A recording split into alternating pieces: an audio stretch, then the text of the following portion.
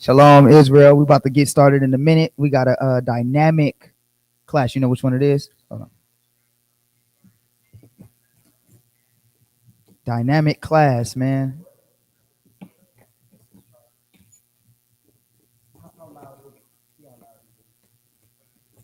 Happy Sabbath to everybody.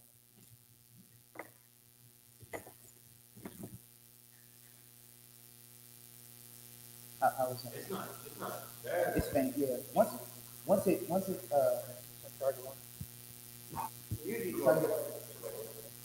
turn your down.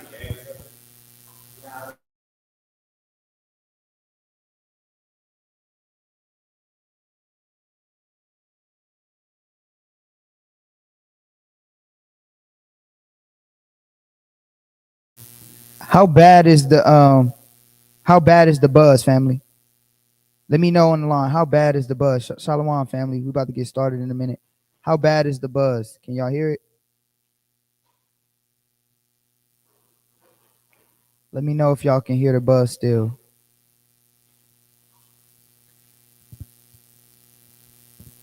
Loud.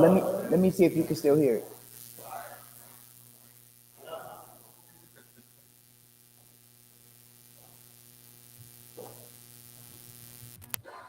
It stopped. It stopped. Oh, you took it out? Yeah. Yeah, now it's not. It stopped.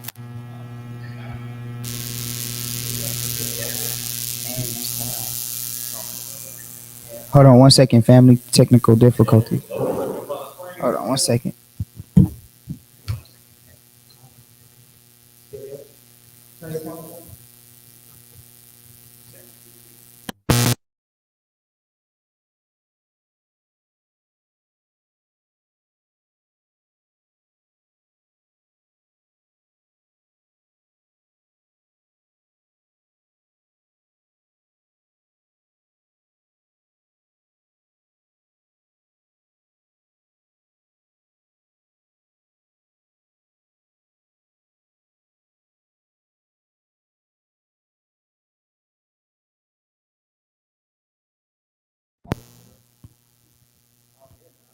Okay, because I didn't plug it in all the way. Let me know if y'all hear it. Oh, is there?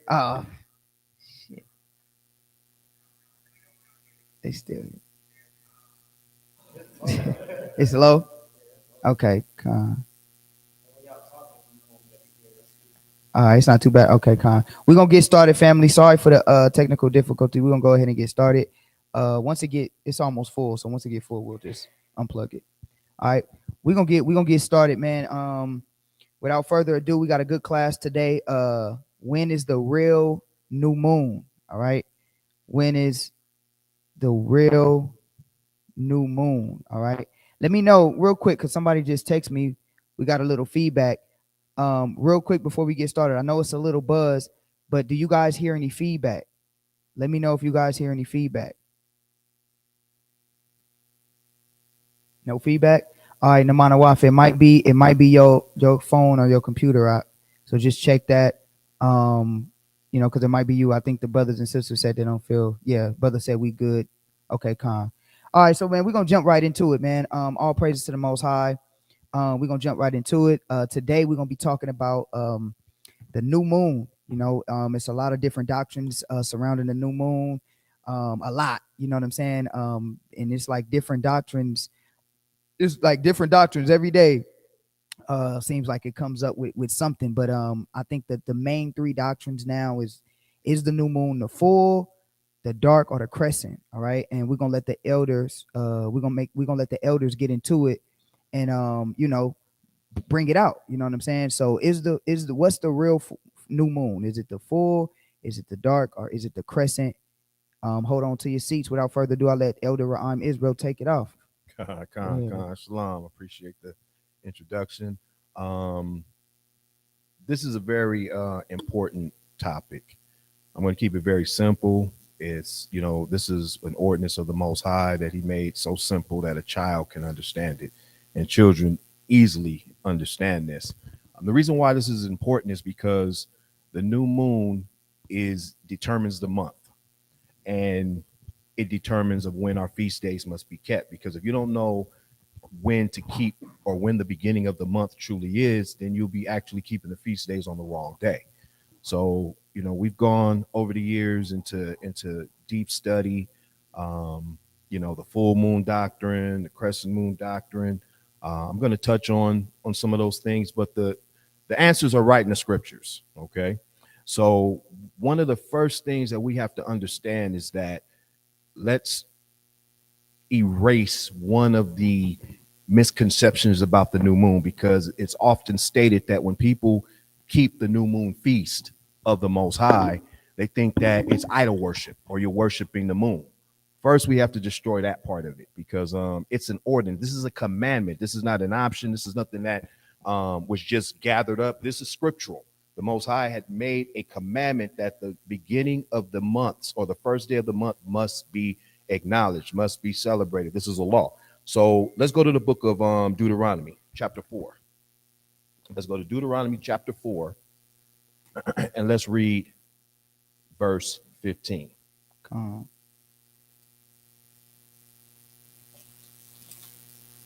right, this is the book of Deuteronomy, chapter 4, verse 15.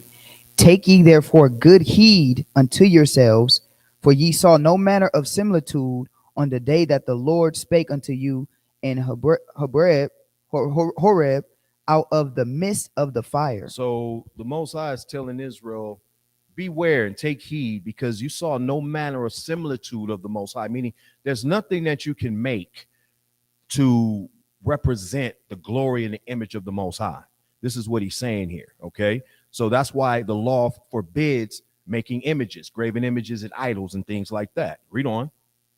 Verse 16, lest ye corrupt yourselves and make you a graven image, the similitude of any figure, the likeness of male or female. So the Most High said we will be corrupting ourselves because it will be a violation of the commandment to make any image in the likeness of a male or female.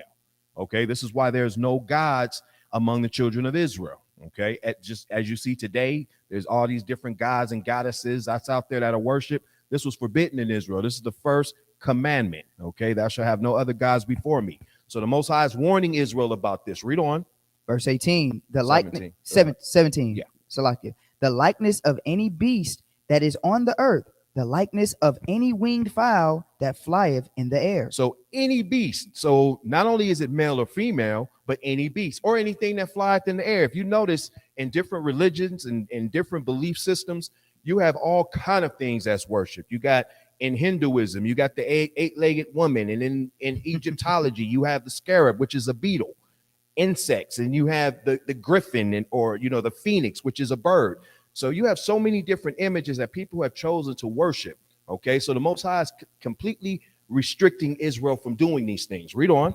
Verse 18, the likeness of anything that creepeth on the ground, the likeness of any fish that is in the waters beneath the earth. Make nothing to represent the Most High to worship. Read on. Verse 19. Now listen to this. And lest thou lift up thine eyes unto heaven, and when thou seest the sun and the moon and the stars, even all the host of heaven, should have be driven to worship so them. Even if you look up and think to worship the sun, like some do, when you go to church on Sunday, that's in worship of the sun god. That's pagan. Okay. Or the moon or the stars. So some people think, well, if we're celebrating the moon, are we doing moon worship? No. You're not worshiping the moon. You're not worshiping the sun. You're not falling down to your knees and thinking that the moon is the creator. That's not what's going on here. Okay. It's a celebration because it's an acknowledgement. So it said, be driven to worship them. Read. And serve them, which the Lord thy God has divided unto all nations under the whole heaven.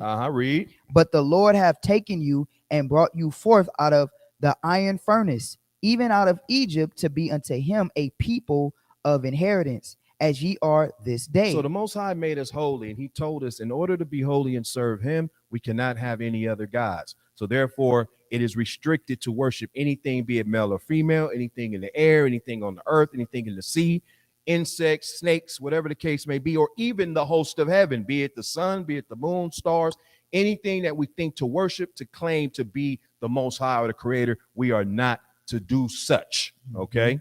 So I have to make that very clear so people aren't getting confused, because you get people that say that, oh, you're worshiping the moon, oh, you keeping the new moon, that's moon worship, and then people get thrown off, and then you have some people that lose the faith.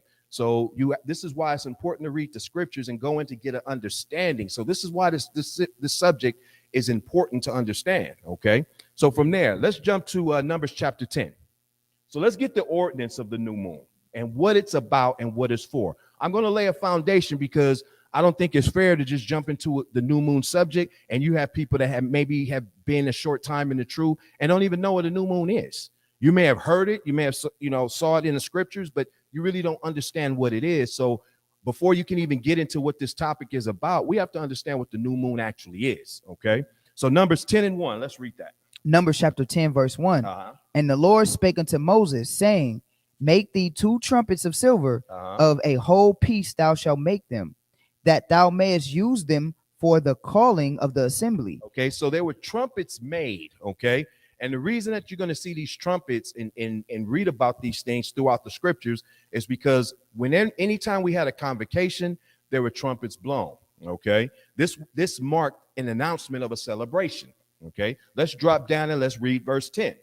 Verse 10.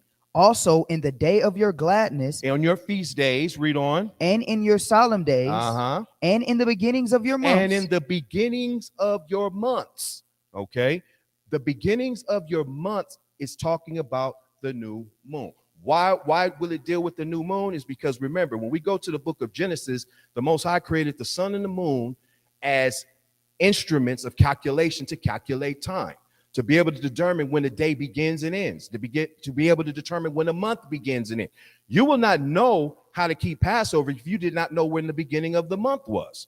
Okay, we did not have, in Israel, we didn't have months like January, February, March, like you see today. Okay, we had the first month, we had the second month, third month, and so on and so forth. After Babylon, names were ascribed to the different months. Okay, that's where you get the first month being like Nisan and things like that. Okay, or you had the 12th month known as Adar. So these are the things that came a little later, but the positions in the months of the year did not move.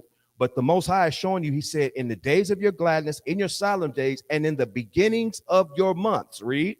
Ye shall blow with the trumpets over your burnt offerings and over the sacrifices of your peace offerings, that they may be to you for a memorial before your God. Okay, so it shows you that in the beginning of your months, this is something that had to be done. Let's go from there to Amos chapter 8. So not only it was the trumpet blown in Israel, and the beginning of months, or the first day of the month, or the new moon, was acknowledged. The new moon is also held as a Sabbath. Okay, Amos chapter 8 and verse 4.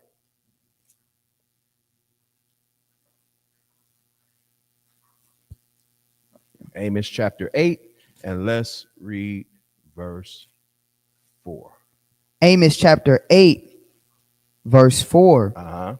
Hear this, O ye that swallow up the needy, even to make the poor of the land to fall. Saying, when will the new moon be gone? So this is what the Most High, this is what the prophet Amos is talking about to those rebellious Israelites that weren't listening and weren't keeping the Most High's feast. And this is what their minds say. When will the new moon be gone? Read. That we may sell corn. That we may sell corn. Great point. Okay. Great point. Why? Because the Sabbath days, any work, buying or selling is forbidden. So these people, you have some people with that mentality now. Instead of celebrating the commandments of the Most High, they're sitting there waiting for the Sabbaths to be over so that they can go on about their business rather than giving the acknowledgement and the adherence and the observation to the Most High. But they're saying, when will the new moon be gone? Read. And the Sabbath, that we may eat forth wheat, making the ephod small and the shekel great, and falsifying the balances by deceit. And falsifying the balances by deceit. So showing you that Israel right here was waiting for the new moon to be gone so that they can go back to doing their business and doing their wickedness. Okay, so showing you that the new moon is also Sabbath. You can read about that in Leviticus 20, the 23rd chapter too. Let's go there. That's a good point, because a lot of people in today's time, they teach the new moon is not a Sabbath. Yeah, it's a lot of people that teach that or believe that. Leviticus 23. And that's exactly why we have to go over this so that people can understand, so that they're not in violation of the scriptures. Con. Leviticus 23, and I want to get hold on real quick. If you have any questions, you could put your questions in the chat and we can have one of the moderators answer. And if one of the moderators can't answer it, then we'll try our best to get to it at the end of the lesson. All right. So if you have a question, answer it, ask it in the chat, and we'll have one of the moderators answer it for you. If it might be a challenging question or whatnot, then we'll try our best to get to it at the end. All right. Leviticus 23, verse 24. Okay. Leviticus chapter 23, verse 24. Right. Thou shalt not bow down to their gods. 23 and 24. 23 and 24. Yeah, I think that's. Hold on. Oh, I'm sorry. So like, yeah, I'm in Exodus. Sorry.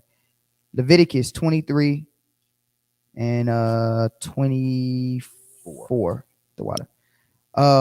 Speak unto the children of Israel, saying, in the 7th month, in the first day of the month, shall ye offer a Sabbath, have a Sabbath, a memorial of blowing of trumpets and holy convocation. So even in the 7th month, there was a memorial of trumpets. This is also a Sabbath of the Most High. Okay. So what did the scripture say?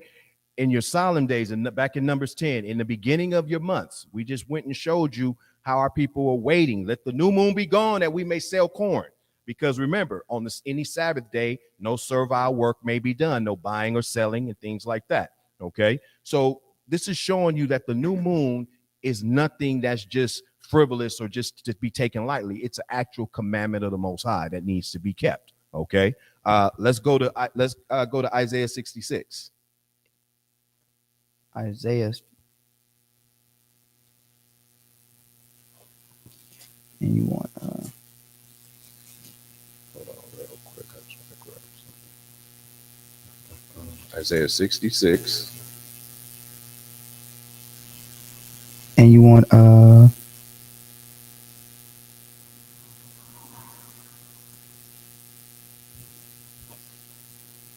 1 second.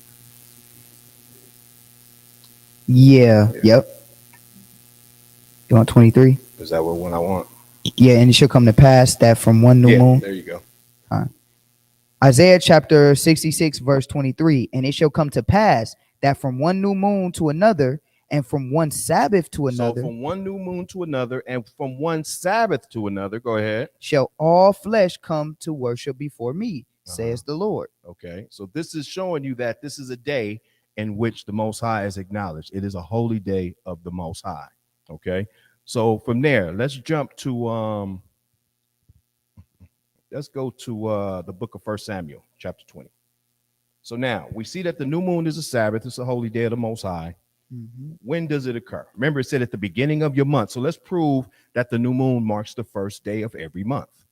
So we're going to go to the book of Samuel. We're going to go to 1 Samuel, chapter 20.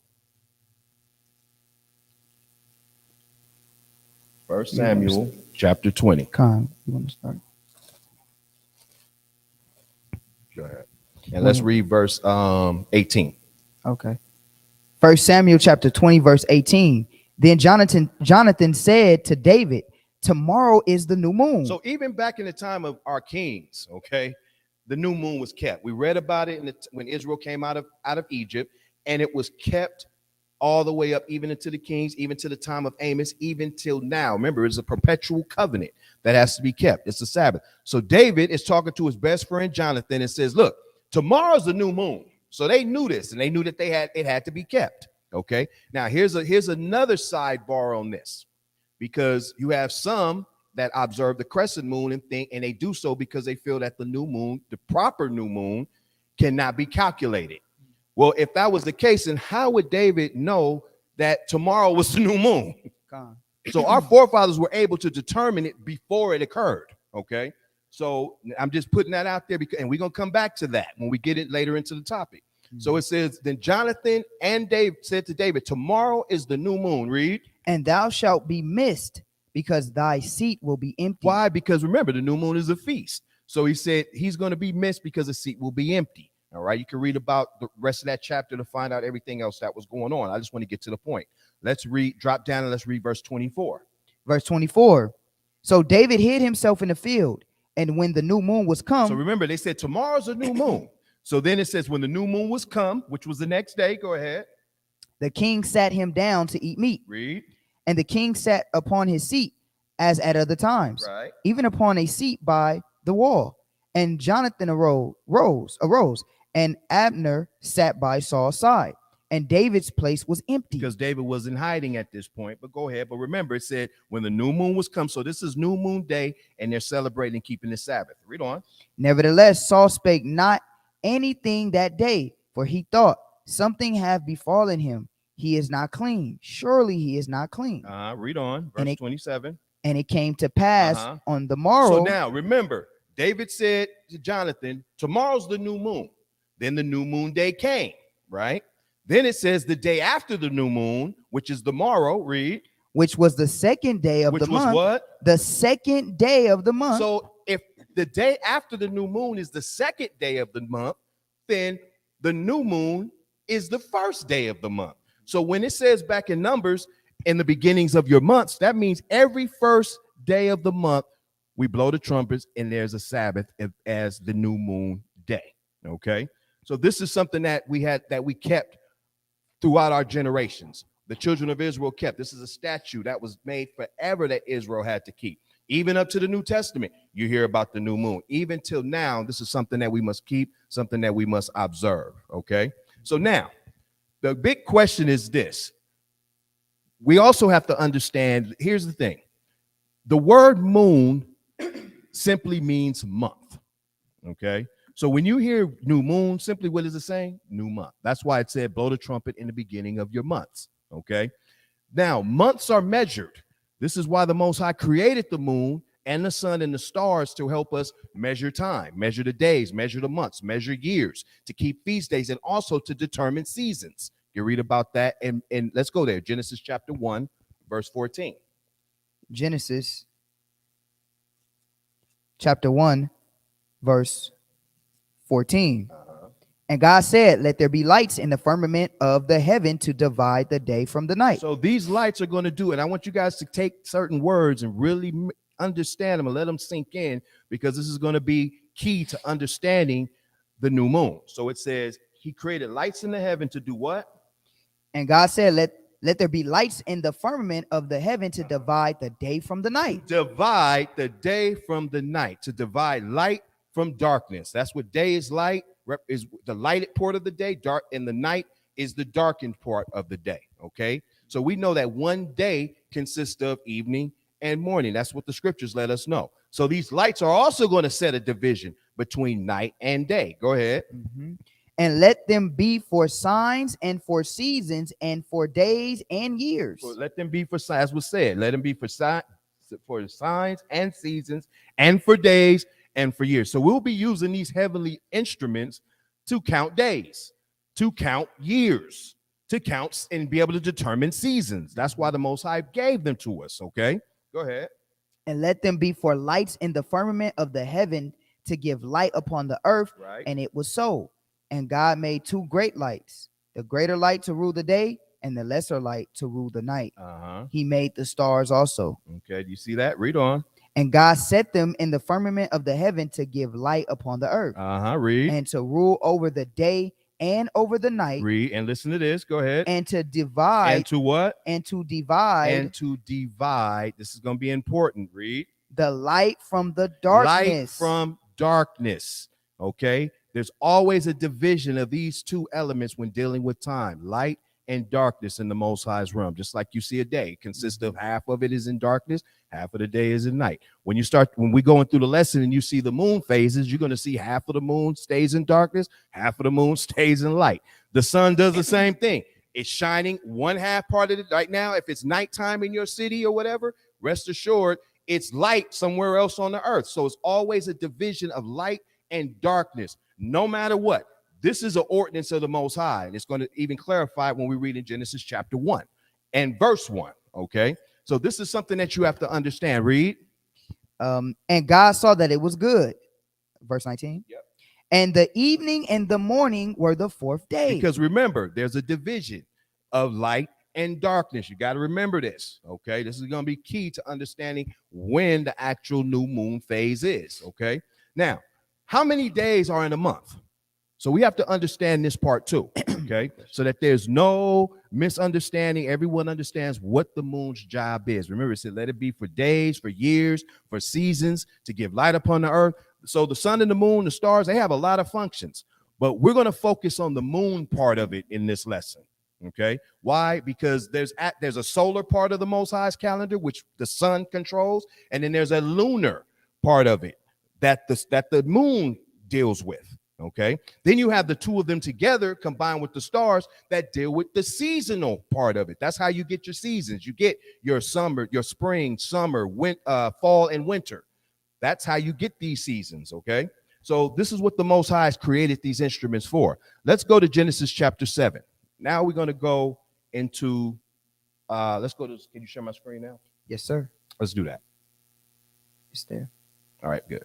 So let's do that. So we're going to do some quick math because we need to determine, and this is important because when you start getting into these other phases and these other people that's speaking about the moon and all of this, you're going to find out that a lot of these references are not scriptural. That's why you have to have this foundation, and that's why I'm going to give you these understandings, okay? Genesis chapter 7, let's read verse 11. Genesis chapter 7, verse 11. So now we need to find out how long is a month. Go ahead.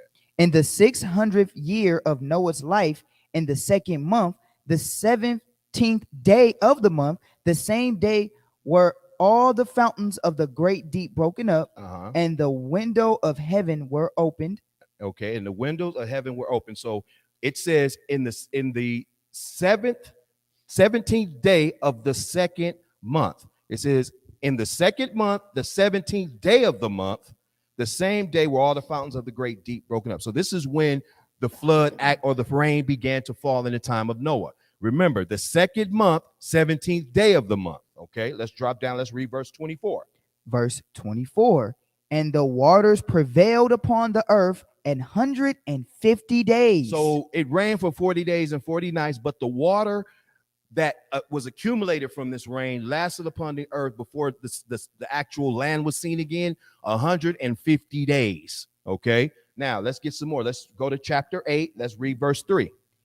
Chapter 8, verse 3. And the waters returned from the earth, from off the earth continually. And after the end of the 150 days, the waters were abated. So it said the water lasted for 150 days and the water began to be abated. Go ahead, verse 4. And the ark rested in the 7th month on the 17th day of the month upon the mountains of Ararat. So now we read in chapter 7 and verse 11, the rain started in the second month on the 17th day of the month, and the waters prevailed upon the earth for 150 days. Then the ark rested in the 7th month on the 17th day of the month. How many month span is that?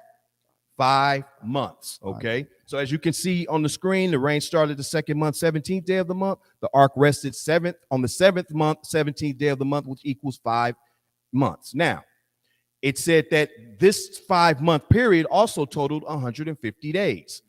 So if we divide 150 days by 5 months, how many days will you get per each month? 30 days. There's 30 days in a month. Okay.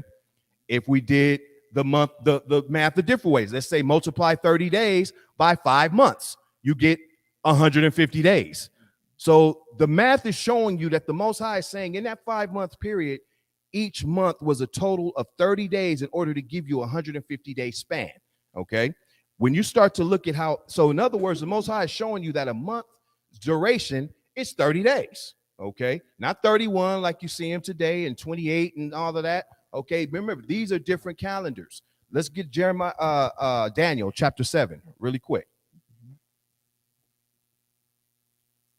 Let's get Daniel chapter 7. So this is something that we had to watch out for because this was what the Most High prophesied that will happen with his calendar. 7 and verse 25. Daniel chapter 7, verse 25. And he shall speak great words against the Most High. So it's talking about Satan and those in power. Go ahead. And shall wear out the saints of the Most High. And shall wear out the saints who are the Israelites, meaning afflict them. Read on. and think to change and times think to change times. Go ahead. and laws. And laws. So they're thinking to change the times and laws. So this is why we have to go to the scriptures to get the answers. The Most High is showing us that, look, in the future, they're going to change these things. Guess what? What's going to happen this weekend? What's everybody going to be celebrating? The new year. New Year. So They think it's New Year and it's winter. But when you go into the Bible, the Most High tells you that the new year begins in spring when everything is new. Okay? Everything is coming forth from the earth. That's the new year. So how do we get, but even if you look at the calendar and look at the days of the month, it's telling you what's going on. Because if you look at the month September, it comes from the word septi or September or what have you, which means what? 7. Okay. Then you look at the next month, which is October. Octo means what? 8. So it's telling you it's not the 10th month, it's really the 8th month.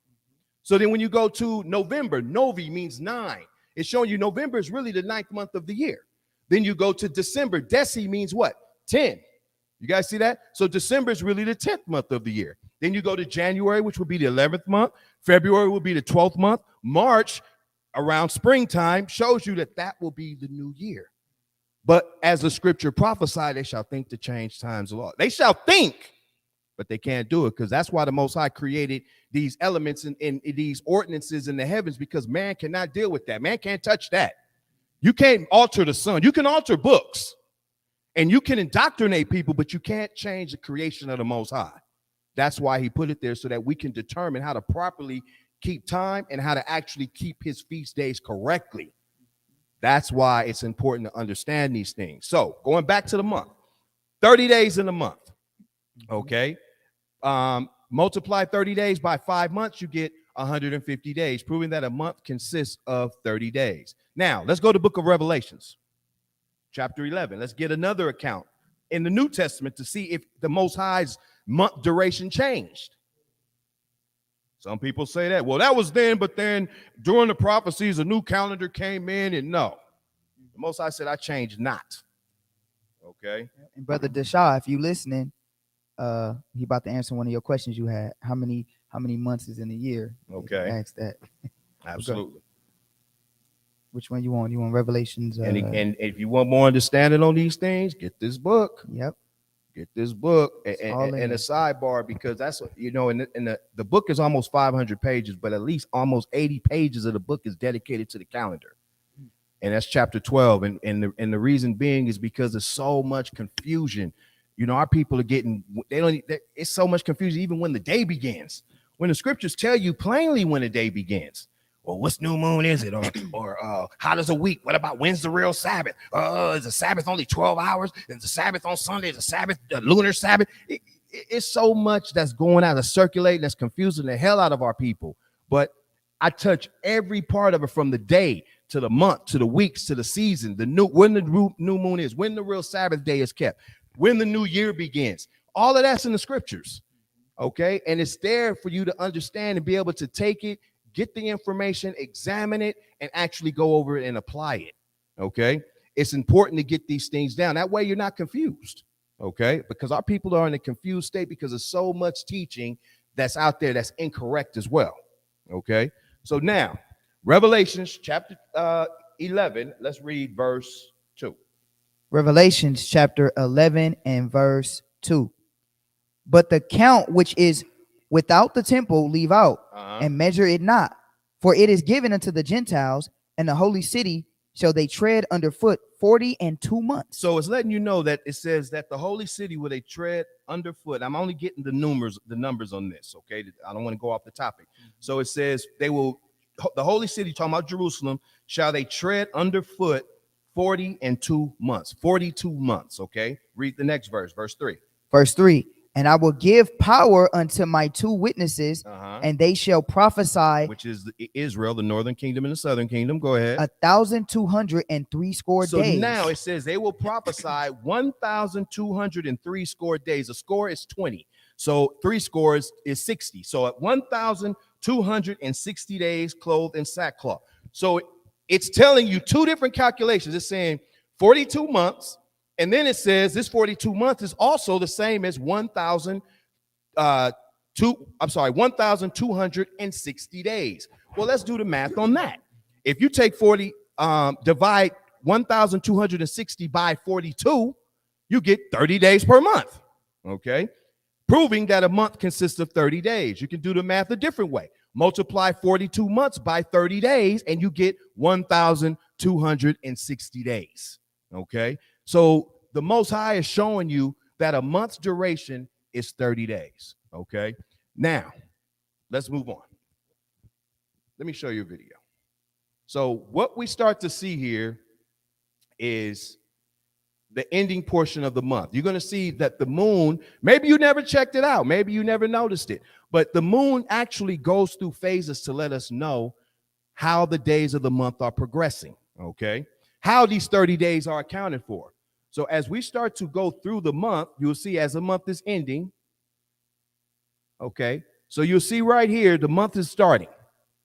Every day, light continues to come upon the earth. Come upon the moon. Every day you see more light coming upon, more light upon the earth. This is called waxing. Okay. Waxing meaning becoming more. Okay. So now about the middle of the month or the 15th day, remember a month has 30 days. So about the 15th day, the moon becomes full. Okay. It waxes, it increases till it gets to its full potential. The fullest it's going to get. It's full of light. Okay.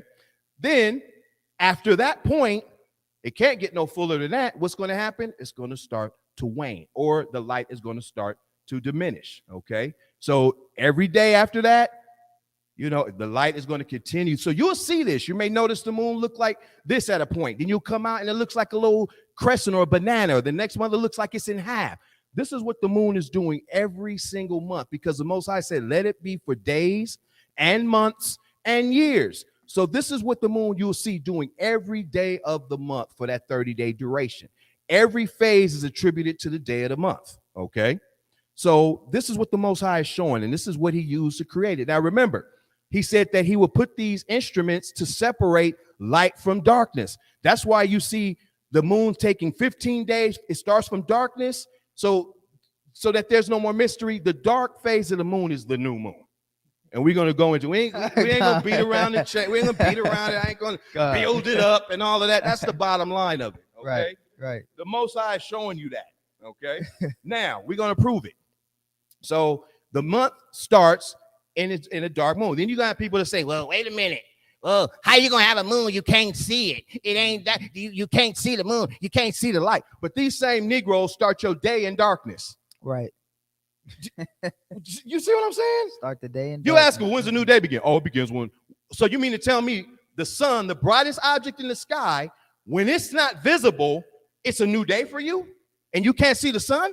Yeah. Oh, so then you stuck on the moon when you can't see it. Well, no, wait. Philo said, oh, wait a minute. Hillel, come up with all kind of mess. But bottom line, what did the scripture say when we went to Genesis? He will separate and divide the light from the darkness. Right. Okay. See, this is something that you have to understand. This is what the Most High is saying. So every day for about 15 days, the moon light comes upon the surface of the moon and it becomes full. Then it spends another 15 days decreasing. Light starts to disappear from the moon's surface day by day till it becomes dark again. That's the starting point of it. Let's verify that in the scriptures. Let's go to Ecclesiasticus. Let's get the book of Sirach, Ecclesiasticus chapter 43. A lot of brothers got to change their morning to morning doctrine. They got to be morning to morning, man. And I think we're going to have to probably, and I'm only dealing with the new moon part of it. The years, all this other stuff. I mean, we could get into that. The day, that's a lesson in itself. The week, all of these are portions of the Most High's calendar that we have to look at. And that's why, that was one part that I spent a lot of time on in writing the book, because that's a part that our people struggle with. And those are important. That's more important than Esau, than the Gentiles, or anything else. Because if you don't know how to calculate by the Most High's methods, then you won't be keeping the Sabbath right. You won't be keeping Passover correctly. You'll be confused. You'll be sitting there wondering what's right. But the Most High made it simple. He kept it simplistic. He gave us an ordinance. Sirach chapter 43. But before we go there, let's go to Genesis chapter 1. Let's go back to Genesis chapter 1. You want verse 1 and 1? 1 and 1, yes. Genesis chapter 1, verse 1. In the beginning, God created. In the what? In the beginning. So in the beginning, before anything was, the Most High has set a protocol. He has set an ordinance. Watch this. In the beginning, go ahead. God created the heaven and the earth. In the heaven and the earth. Read on. And the earth was without form. So in the beginning, the earth had no form. It was not seen. It was not visible. Okay, read on. And void. And void. You look up that word void, it means empty, undetected, not seen. Similar to how the new moon starts, right? Similar to how your day begins. The beginning. In the beginning. In the beginning. It was dark and void. You're so funny how the Most High says in the beginning, everything is darkness. It's crazy. And he said he will separate the darkness from the light. Those are your 2 points that the Most High is creating a division with. Okay? The sun is always bright. The sun is always lit. But how come you only see it for half of the day? Because the night takes over the other half. The sun is gone. You don't see it, but it's there. You know it's there. It's in another hemisphere doing its job that the Most High commanded. Then it comes back again. And then that other hemisphere gets darkness. Light and dark from the beginning. This is the ordinance that the Most High laid down. I don't know where they got the quarter and the percent of this and see, that's foolishness. The Most High is letting you know. So he said, in the beginning, the Most High created the heaven and the earth was without form and void. Go ahead. And darkness. And what? And darkness was upon the face of the deep. So upon the face. Upon the face. How does the deep have a face? Just like the moon has a face. But people are gonna say, so you reaching. No, you're gonna get full understanding today. Okay. But this is the reason why I'm going here is because this is an ordinance that the Most High laid out. Now, mind you, the sun and moon is not created yet. This is something that you really got to take heed to. Watch this. Read on. And the Spirit of the Most High moved upon the face of the waters. Read on. Watch this. And God said, let there be light. And there was light. Now light comes. But wait, we read back in verse 14, the sun and the moon didn't come until the 4th day. I didn't want to jump the gun. That's why I let you. Okay, yeah. Well, yeah. And but why is that? How are we getting this darkness and light right now? Because this is the ordinance that the Most High is laying down for you. Okay, he's showing you during his creation when there was nothing. It's like a painter. When you have a new canvas means it's empty. How are you going to start a painting on something already drawn on? Makes no sense, right? Makes no sense. So the Most High is showing you that, hold up, there's darkness, and then he said, let there be. Then light appeared.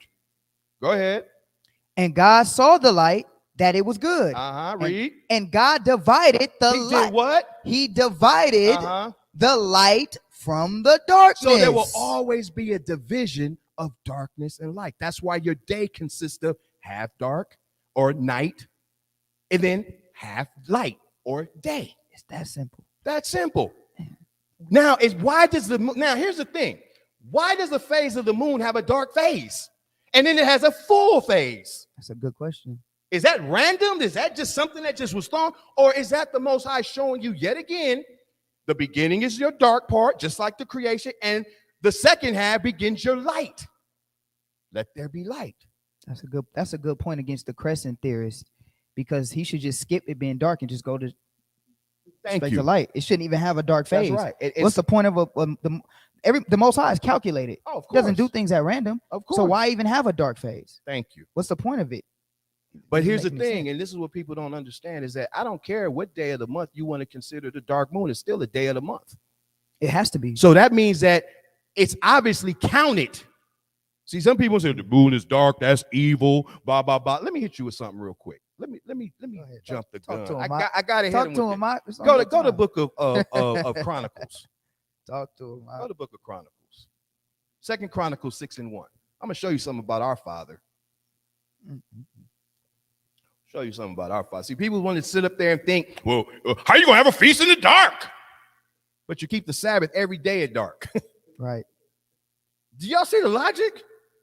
And it blows me away. It's like, well, how you going to know that the moon, when it come in, you can't see it? but you can't see a new day. It's in dark. But how do you know? Let me ask you a question. Today's the Sabbath, right? Con. How did you know that the Sabbath was ending? It's dark. You see the sun setting, the right? sun was down, yeah. How do you know I better get the Sabbath? I got about a couple of minutes to get what I need to do before the sun is down. And then what happens when that sun is down? That light was leaving, the Sabbath is on. The Sabbath is on. Doesn't the moon do the same exact thing? Same thing. That's why it wanes. That's why David was able to say, tomorrow's a new moon. They saw that last phase of the moon. They're able to know, hey, you know the next day is going to be dark. It's going to be a new moon for us. Just like you know when the end of the Sabbath is coming, you need to start preparing and get your last whatever you need to do done before that sun is completely vanished and the Sabbath is in full effect. It's the same principle. It's the same exact ordinance that we're reading here. Okay, but watch this. 2 Chronicles 6:1. Read that. 2 Chronicles chapter 6, verse 1. About people that want to complain about the darkness. Go ahead. Then said Solomon, What did he say? the Lord has said that he would dwell in the thick darkness. Wait, he dwells where? In the thick darkness. The Most High said, that's my realm. Why are you talking mess on my realm? Wow. I dwell in it. Remember, the Most High is that light. He's that spiritual power. But in the beginning, what was there? Darkness. So that's why he's showing you in the beginning of your calculation, the beginning of time, when you're measuring time, you have to have what? Darkness. The thick darkness. He said, I dwell there. That's my habitation. So how people gonna say, well, if it's dark, that's wrong. You can't have no new moon when it's dark. But you can have a new day when it's dark. You can keep your Passover when it's dark. You can keep your Sabbaths when it's dark because remember, the new day begins at dark. And feast days, all the feast days begin at night. Day of Atonement, any one of them, you pull any one, they all begin at night. But how is it that you stuck when we're dealing with the moon? And you can see what the moon is doing. Look at the image on the screen. What makes the moon dark in the first place? Let's deal with that. Because remember, the moon gets its light from the sun. So what happens is that when there's a new moon, the moon is seated directly in front of the sun. So therefore, the other half that away from Earth that you can't see, it's illuminated. It's full. Here's another fun fact. The moon is always every single day half lit and half dark. Every day. Every single day. The only reason why you don't see because of the vantage point of the earth. And as it's making its cycles, and this is something they taught you in third grade. Get a flashlight, hold it up, get a little ball, stand in the middle, and go around, and you're going to only see the phases that we just showed you of the moon. But if you were to have someone look at it and look at the moon from those angles, from the sun's perspective, it's always lit. But from your perspective or Earth's perspective, you have to see those different phases. See, just like the sun is always lit, but you only see it half of the day. These are the ordinances of the Most High. So then that's what they call conjunction. We got to deal with this conjunction because I'm gonna tell you, when we get into these historical accounts with Philo, especially because that's their primary Philo, I'm gonna show you how Philo fell on his sword so many times. It's not even funny. But the moon gets its light from the sun. So the moon is seated directly in front of the sun, and that's what makes it look dark. But it's actually fully lit on the other side. You just can't see that. But when the moon makes its way and going through its point in its cycle and going through its lunation around Earth for that 30-day period, at 15 days, it's opposite of the sun. You'll see it in the eastern sky while the sun is in the western sky, okay? And it's a full moon because why? The sun is actually lighting the entire surface of the moon, and you can see it because you're in a straight line, okay? So this is why how you look at these particular things. And then from that point, it starts to wane. That makes sense that he divided the light from the dark. Absolutely. He divided. So the moon is always lit on one side, always dark. Absolutely. That's amazing. And even if you combine all the wax, and remember, the moon takes 15 days to wax to full, then 15 days to wax to new. So if it's taking 15 days to get full, from starting from darkness and only more and more light is coming upon it, and then when it gets full, more and more light is disappearing from it, technically the month consists of 15 days of the moon being lit and 15 days of the moon being dark. Perfect math. Man. Showing you your two phases right there. Simple. 3 years old, a child, first grade astronomy. This is nothing. But everybody wants to come in and try to confuse the Most High, or confuse the word. But the Most High said he dwells in the thick darkness. So don't try to the darkness and try to mislead people with that. Right. Come on now. Right. And like I said, and then you want to start your day in darkness, but then some people want to start it in the morning. It's crazy. But so anyway, let's continue in Genesis. Let's go back to Genesis. Want to start at verse 5? Yeah. Genesis chapter 1, verse 5. And God called the light day, and the darkness he called night. So the light was day, and the darkness called night. Read. And the evening and the morning were the first day. So what comes first in that sequence? Evening. Well, what does evening mean? Fully lit? Dark. A quarter lit? Dark. Dark.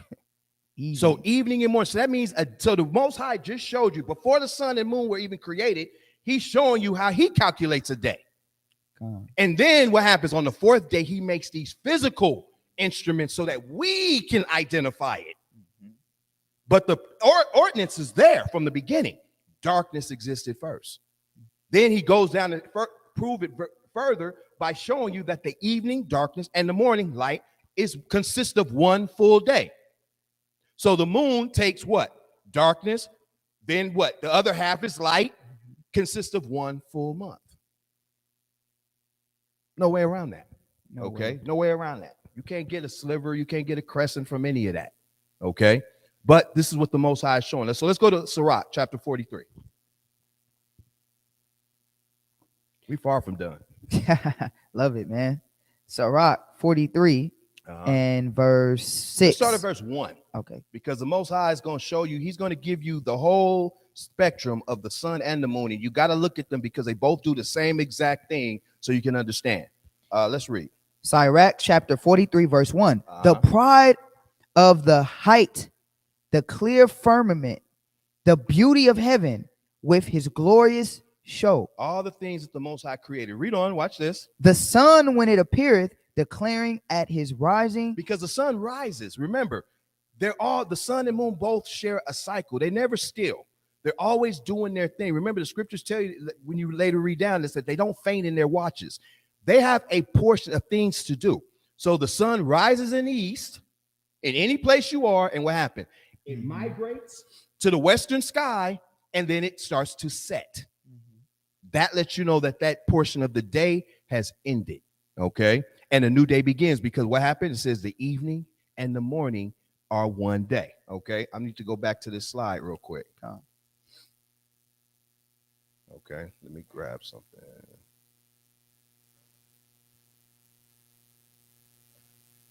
Yeah, here we go, right here. Okay, I'm gonna pause that. Pause right there. All right, let's go. So, his glorious show, verse 2.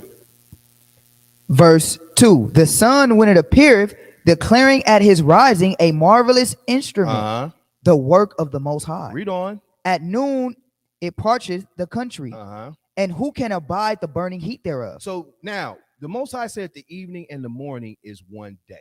I think we're gonna have to backtrack that to prove. I think we need to backtrack a little bit. I'm gonna come back here, but let's backtrack a little bit. Let's go to Leviticus 23 and 32. Isaiah 30:29. Live, you got a mic? You got one? Okay, yeah, grab that way we can move. Rifle them. Yep. Yeah, we can rifle them off. Got a lot we got to cover. Leviticus 23. Yeah, because this is why he said an ordinance, and it said the evening and the morning were one day, even before the sun and moon were created. So then, when you later read on, you're going to see that this stayed true. This ordinance is there and it existed. Okay. Did you want me to get Leviticus 23 right here? Yeah, Leviticus 23 and 32. All right. Leviticus chapter 23, verse 32. Yep. It shall be unto you a Sabbath of rest. A Sabbath of rest, read. And ye shall afflict your souls in the 9th day of the month at even. Why does it say at even? Because remember, the evening begins the new day. So if it's showing you that now this is dealing with Day of Atonement. This is a Sabbath, right?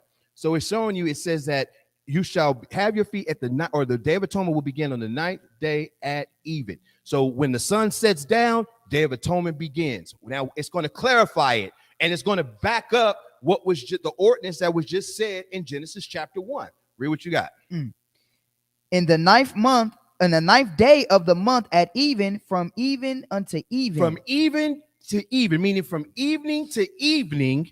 Go ahead. Shall ye celebrate your Sabbath. Now, why does it say from evening to evening? Because it said the evening and the morning is one day. But why did it say evening to evening here? Nighttime creates the new day, the next day. Exactly, because what is it showing you? It's saying, listen, when the sun goes down, that day begins. That Sabbath starts, right? When will that Sabbath end? Sunday. The next time the sun goes down again. So from evening to evening is that particular Sabbath is kept. So how do we keep the Sabbath? That's why we always say from sundown Friday to sundown Saturday. Because why? We don't say from sundown into daytime on Saturday. No, from sundown Friday evening, that Sabbath begins all the way to the sun sets again that evening on Saturday. We know the Sabbath is ended. A new day begins. So from evening to evening, meaning from night to night, is the duration. Because technically what you have evening, you have the morning, the daytime portion. When that sun sets, it'll be nighttime again, a new day. So the way to quickly understand it by the Most High is saying, listen, all you got to do is go from evening to evening. You'll be good. You understand that day. That's it. So from a dark moon to the next dark moon is a month. That's simple. Easy.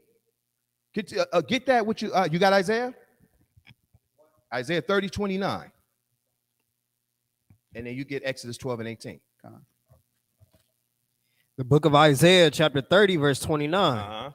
Ye shall have a song as in the night. As in the what? As in the night. As in the night. Read. When a holy solemnity is kept. Why does it say in the night when a holy solemnity is kept? That's a good point, not to cut you off, because people say that evening to evening is only for that day, for that feast. That is a damn lie.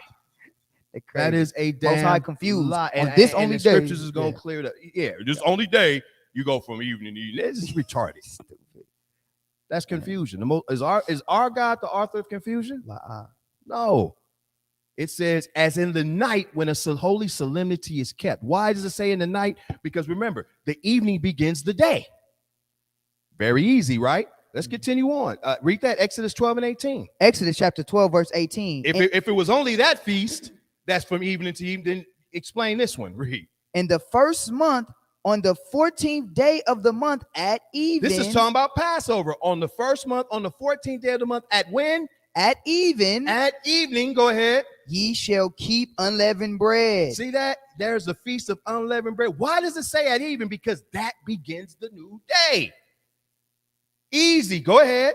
Until the 21st day of the month at even. Now, he even did 7-day span. He said you start from the 14th day of the month at even to the 21st day at even is over.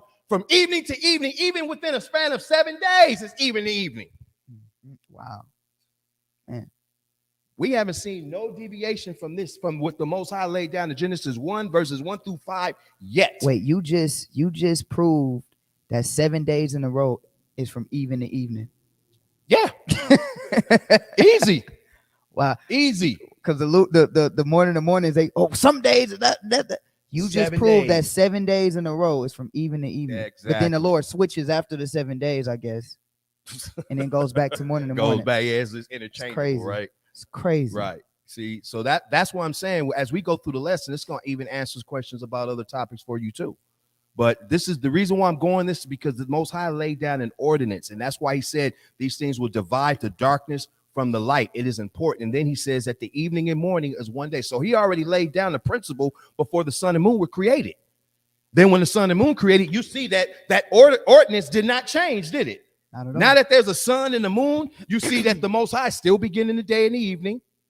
Okay. And it goes into what? The evening portion. Then the sun comes up. That begins the second half of the day, the daytime portion. Then when the sun sets, nighttime happens again, the new day occurs. The same thing with the month. Okay. Which one did you have? Was all of that? That was all of that. Okay. Deuteronomy 16:6. He's going to even clarify more about this so that there's no misunderstandings.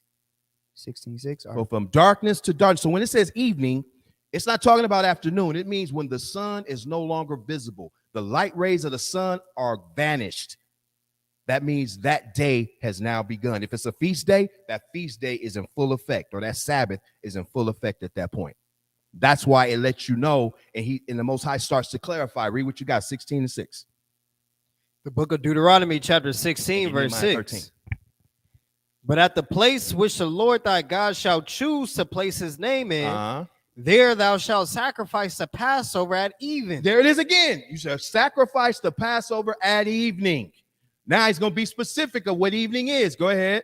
At the going down of the sun. When the sun is down, you will now have the Passover. Darkness. Darkness existed first. Dark in the beginning. Darkness was upon the face of darkness. The Lord dwells in the thick Lord darkness. dwells in the thick darkness. For those scoffers that want to talk about like darkness, some evil thing. The Lord created the dark. You understand? So this now read what you got. Nehemiah chapter 13, verse 19. Nehemiah chapter 13, verse 19. And it came to pass that when the gates of Jerusalem began to be dark. Now look at this. It's talking about the Sabbath day. When the gates of Jerusalem began to what? To be dark. So the sun was setting right before the Sabbath. What happened? What did Nehemiah do? Before the Sabbath. Before the Sabbath. Go ahead. I commanded that the gates should be shut and charged that they should not be open till after the Sabbath. There it is, till the next evening. Evening, darkness to evening, darkness. See how people, I know you have some people say, well, see, he's talking about the day. But see, you have to understand, because remember, the Most High, before a day was even created, he laid down an ordinance that light and darkness will be a separation. That's why you see the earth is half in light and half in darkness. The moon spins half in light and half in darkness. The sun, the day is half in light, half in dark. This is an ordinance. It doesn't fluctuate from thing to thing. It doesn't do that. Even the seasons do the same thing. You have the half of the year is in darkness, which is your autumn or your fall and your winter. Then you have another path in light, which is your spring and summer. That's amazing, man. Isn't that why your days are longer in the fall? In the spring and summer, man. Because the Most High is showing you a shifting in seasons. They do the same exact thing. This is an ordinance of the Most High, and the sun and moon were created to help us to determine that ordinance. That's it. It's not frustrating. Like I said, how are you gonna fuss about a new moon and being in the dark, but yet you keep a new day in the dark? When the sun, the brightest instrument in the sky, is not even visible. But yet, if I can't see a moon, I don't see how we can. We got to come with observation. You got to come with blah, blah, blah, blah, blah. Come on, get real. Let's go to Sirach. Let's get the phases now. Let's go back to where we was at. 42. So we had to let that be known, because the day, the Most High is showing you that ordinance. That's why he goes down to say the evening and the morning made up one day. Darkness existed first. Then he said, let there be light. So then light comes upon the situation. He said he separated the light from the dark. So there always will be that separation. You want to start at verse 2? Yeah, where we were at about the sun. All right. Sirach chapter 43, verse 2. The sun, when it appeareth, declaring at his rising a marvelous instrument, the work of the Most High. Okay. At noon it parcheth the country. So now let's watch this video really quick. So it says, here it is, the new day. We just showed you that a new day begins in darkness. Okay. When the sun sets, a new day begins. And then that day, you remember, there's 24 hours in a day. Okay. You have 12 hours are the evening portion. Then you have another 12 hours that is the daytime portion. Okay. We'll get those scriptures as well. So a new day begins at darkness. So you have that 12 hours. Then what happens? In what we call morning, the sun begins to appear. Okay. This is a time lapse, so it's going to go pretty quick. So you start to see, just like the moon phase, you start to see light increasing from out of darkness Okay. And every minute, the sun is coming up, getting brighter and brighter, brighter and brighter. Isn't that why you see the morning, what they call dusk? Or is it dawn? No, dawn. I'm sorry. Dawn. Dawn looks the same as dusk when the sun is setting. Because they're doing the same thing. So then as it gets toward more and more throughout the day, the sun gets brighter and brighter, just like the moon. It starts off what? Dark. Throughout the month, it starts to increase, right? And it gets to a full moon. Well, in the morning, the sun is rising. You see little bit. But remember, the day, this is only the second part of the day. Okay? The day began in darkness, right? So now it said at noon, it parcheth a country, meaning that's at its brightest point.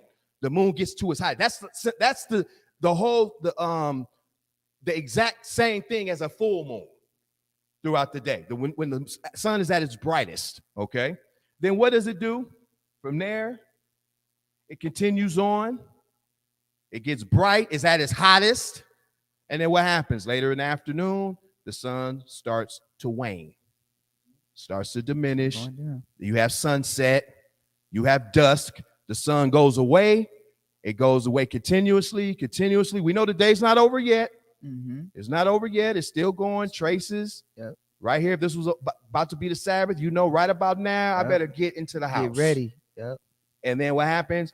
Bam. New day begins. That's simple. Beautiful illustration, by the way. New day begins. So how is it that there's confusion? So at noon, it parcheth the city. This is what the scriptures are saying. Okay. It said the sun, when it appeareth. Now it just don't appear full and bright. It rises because it's going through a cycle, just as the moon is. Then in the middle of the day, what happens? It gets bright, it gets hot, it gets full. Then it starts to diminish, and then it starts to set, and then what happens? A new day begins. Read on. It says, at noon, it parcheth the country, and who can abide the burning heat thereof? That's right. A man blowing a furnace is in works of heat, but the sun burneth the mountains 3 times more.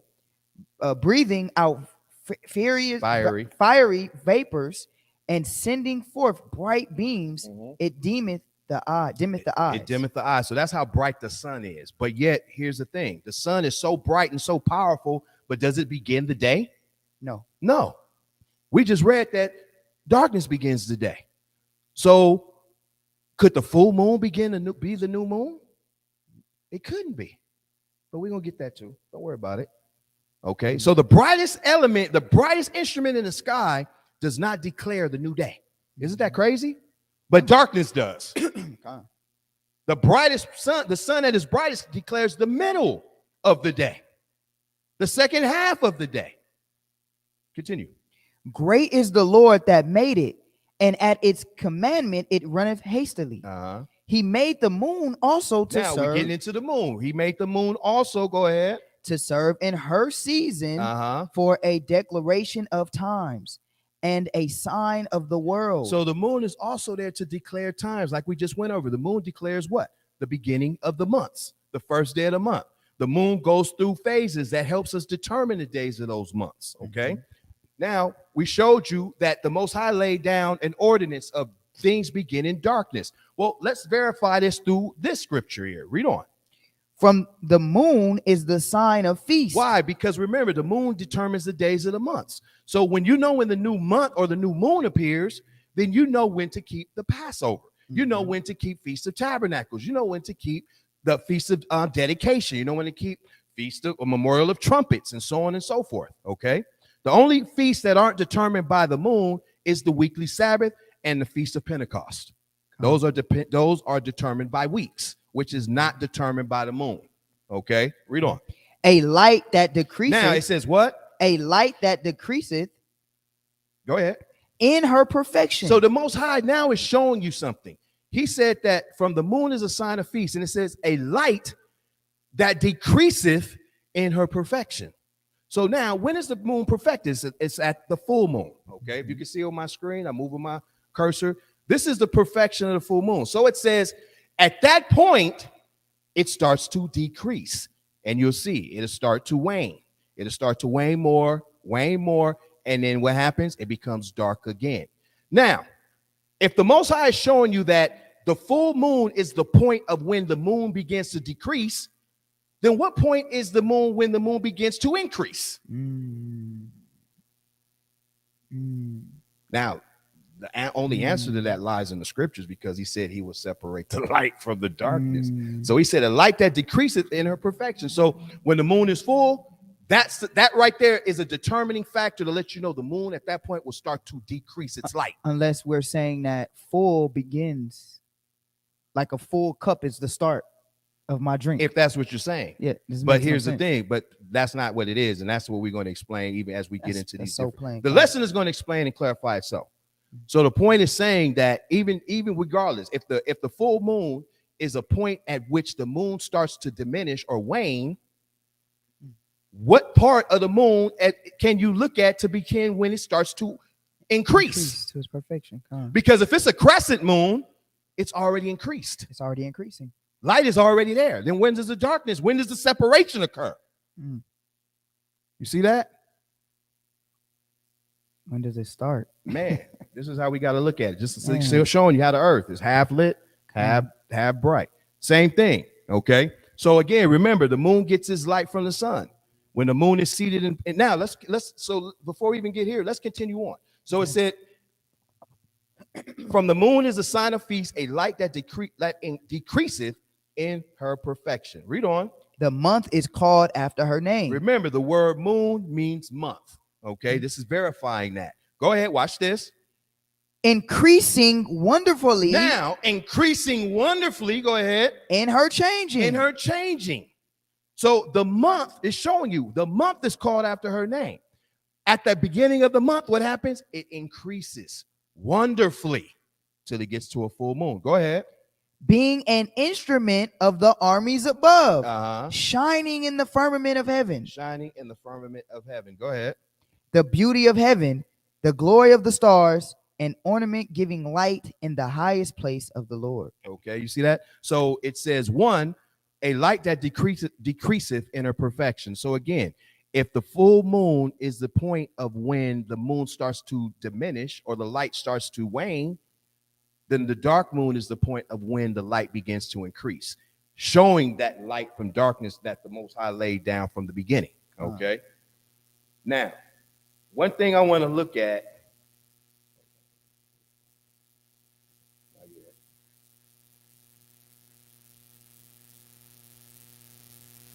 Let's go to Psalms. Let's get Psalms.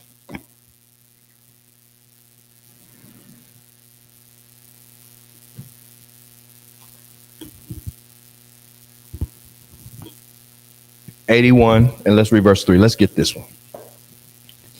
Psalms chapter 81, verse 3. Blow up the trumpet in the new moon. Okay, hold on. Before we go back there, I want to jump.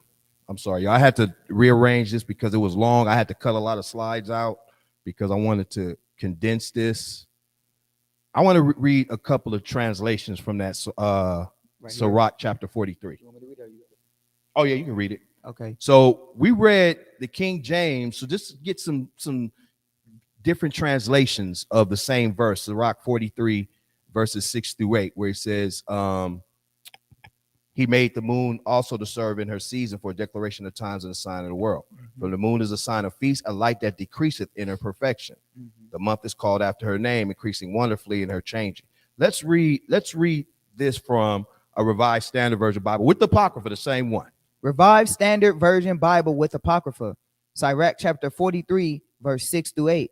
He made the moon also to serve in its season, to mark the times, and to be an everlasting sign. From the moon comes the sign for feast days, a light that wanes when it has reached the full. So when you have doubt about the perfection, I'm showing you different translations. And this is what you have to do when you're studying something. You got to go in, you got to look and examine everything.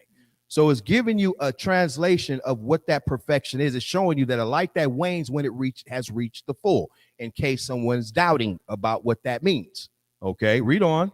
The month is named for the moon. As we just said, read on. Increasing marvelously in its phases. An instrument of the host on high, shining forth in the firmament of heaven. Now let's read this one. Contemporary English.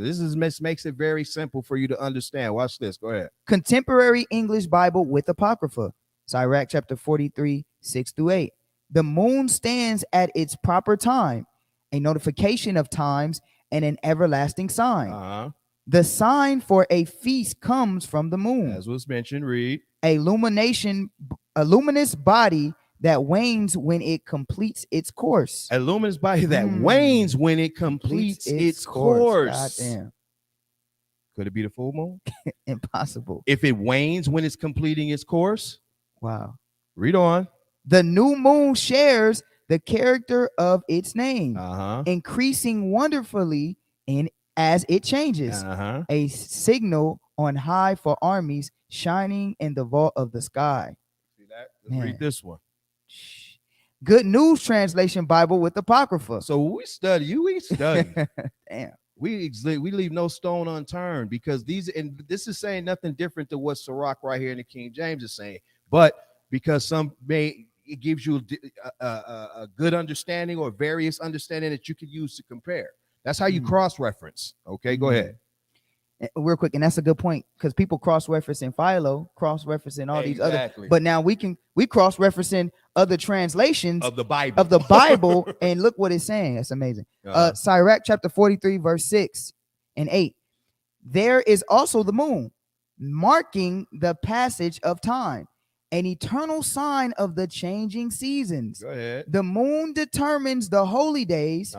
Its light groweth full and then groweth dim. Wait, its light grows full and then grows dim. Very easy. As it said, a light that decreaseth inner perfection. Grows full, then grows dim. Can't be the full moon. The new moon surely can't start full and then grows full. Start full, grow full. Huh? Go ahead. The month is named after the moon. Marvelous to watch as it grows fuller each night. Y'all see that? So we see that there's the starting point definitely cannot be the full. And that's scripture as well. Let's flip over while we're in Sirach. Let's flip over to chapter 39.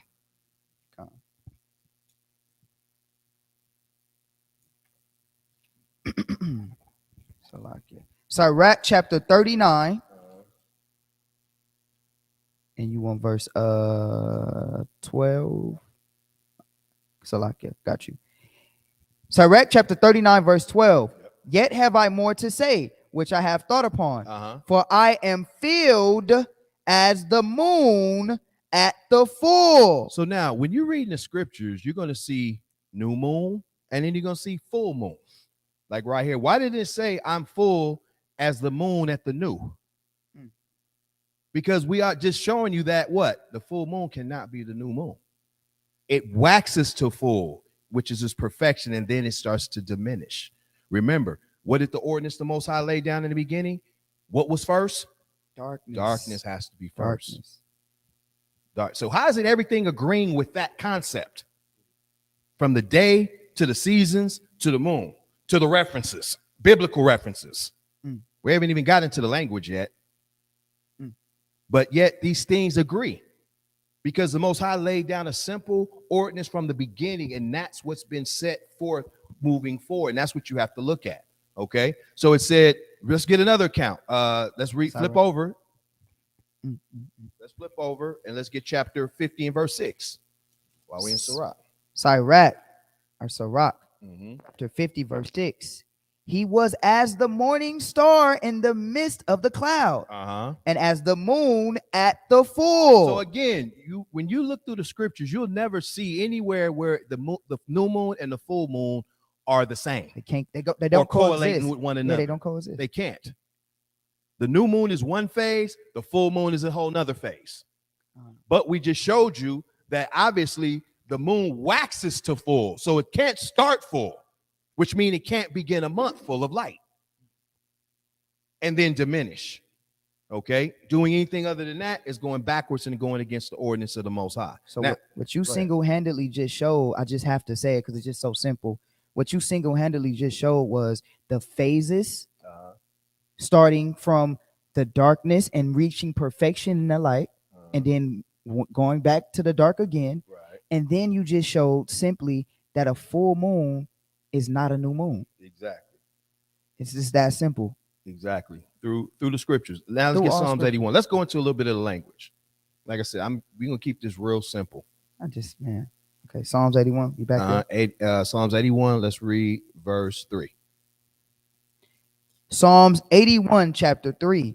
Blow up the trumpet in the new moon. As we read back in Numbers chapter 10, read. In the time appointed. In the time appointed, go ahead. On our solemn feast day. So now, this is something we're going to look at.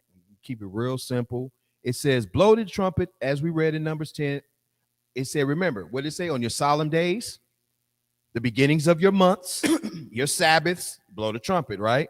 So it's saying the same exact thing here. Blow up the trumpet in the new moon. When you look up the word moon here, it comes from the word Kodesh, okay?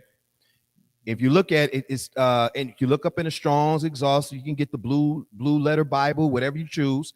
It's the 2320 Kodesh. It says it comes from 2318, meaning the new moon. By implication, a month. Okay, so the new month. Blow the trumpet at the new moon, the new month. But now it says from 2318. So we got to get the origin. So when we look at 2318, it's the Hebrew word kadash, which means to be new. Causatively, to rebuild, renew, or repair. So now, when you look at something and you're rebuilding it, to build something, it has to start from nothing and then be built up. And then if I have to rebuild it, that means I have to then tear it down and then build it again. So and that's why that ordinance is there, and these words are important to look up. Don't let anybody try to mislead you saying, oh, if it ain't in the English, blah, blah, blah. Remember, our forefathers wrote in these various languages. The scriptures you have in English come from these languages. You have every right to go back and check it out, okay? But these things are important because these words have meaning. So it's showing you that the moon, when you talk about new moon, it's saying that it's doing something. It's saying that it's new causatively to rebuild, renew, or repair. So when the Most High created the earth, all right, and he created, what did he do? He had nothing and it said the earth was without form and void. Darkness was upon the face of the deep. Then he said, let there be light. He began to, from that point, build the cosmos and the universe that we know today. But it started from what? Nothing, darkness. So the moon is doing the same exact thing. So if you go back and you look at the phase, it starts off as dark, the one that's on your left side of your screen. It starts to wax, increase, building itself up to full. Then what happens? It begins to tear itself down day by day until it becomes new again. Okay? That happens every single month. Now, if we look at the word Kadash, even under that, it says from 2318, meaning new, fresh, new thing. Well, if you ask for someone to give you a fresh sheet of paper, like I mentioned earlier, a fresh sheet of something to draw with, there's going to be writings and stuff already on it. Can't be. You understand? Right. So when something's fresh, that means it's what? It hasn't been touched. Give me a fresh cup of water. It has. I mean, now if I've drunk out of it already, right? You see what I mean? Right. But see, this is what's happening. So if I start my month, anything else with light, one, I've already violated the scriptures because I'm not starting in darkness like the Most High said. Two, the scripture says what? It says increasing wonderfully, interchanging. But if I start with light, then it's already been increased. It's not new. It's not a new thing. It's already been occupied with light. The only way it can fully be new, ready to allow that new light in, is to do what? Be dark and then increase. Right. Just like a full moon is at its perfection, which marks the time of when the moon will start to wane and diminish. The dark moon marks the point of when the light of the moon will start to increase. Light and dark according to the scriptures, as from the beginning, as Genesis stated. Okay. Now, another word we want to look at. It says, blow you the trumpet in the new moon in the time appointed. We got to look at this. When we look up the word appointed, in the same verse, it's kaseh, which means fullness or full moon, or the festivals kept on the full moon. Okay. But there's something else interesting. Remember, the moon is always half lit and half dark, right? The Most High said he will put a division between light and darkness, right? So when we read in the Psalms 81, why would the trumpet be blown on a full moon? That's not a commandment to be blown on a full moon. It said on your feast days. Does every feast day begin on a full moon? Or the 15th day of the month? There's only two. Which is the Passover and the Feast of Tabernacles. Okay. But what it's showing here is that one, the trumpet will be blown on the new moon. Then it will also be blown at a time of the full moon, because when you continue reading, you'll see that this particular full moon that occurs on the 15th day of the month is talking about Passover as you continue reading down, but also the new moon. So it says, Crescent chapter 3677, apparently from 3680, properly fullness or the full moon or the festivals at that time. But it says it comes from 3680. Well, let's look at 3680. Kasa, a primitive root properly to plump, fill up the hollows by implication, to cover, for clothing or secrecy. Clad, self, clothes, clothe, conceal, cover, self, flee to, hide. All right, conceal. So is a full moon hidden? No, you can see it. That sounds confusing, right? But why is it doing that? Because it's showing you the ordinances. Why it's losing the word appointed? Because it's showing you at two occasions. You'll blow it at the new moon when what? The moon is concealed, covered, hidden, and you also blow it at the feast day. And this one is talking about the Passover when the moon is full. Because remember, that gives you that dark and light that the Most High was talking about from the beginning. You understand? Yep. So if we look up the word conceal, keep from sight, hide. It's the English definition. Keep secret, prevent being known or noticed. So that's why people have a problem with the new moon, because they say, well, I can't notice it. It's hidden. How do you fit a crescent in that You can't. definition? You cannot. So how do they break cannot. down Psalms 83? They can't. even using, and I've seen cats try to use Psalms 81. God. I mean, to 81 use to try to use the crescent. You can't do it. The crescent is nowhere in the scriptures. Nowhere. And you know why?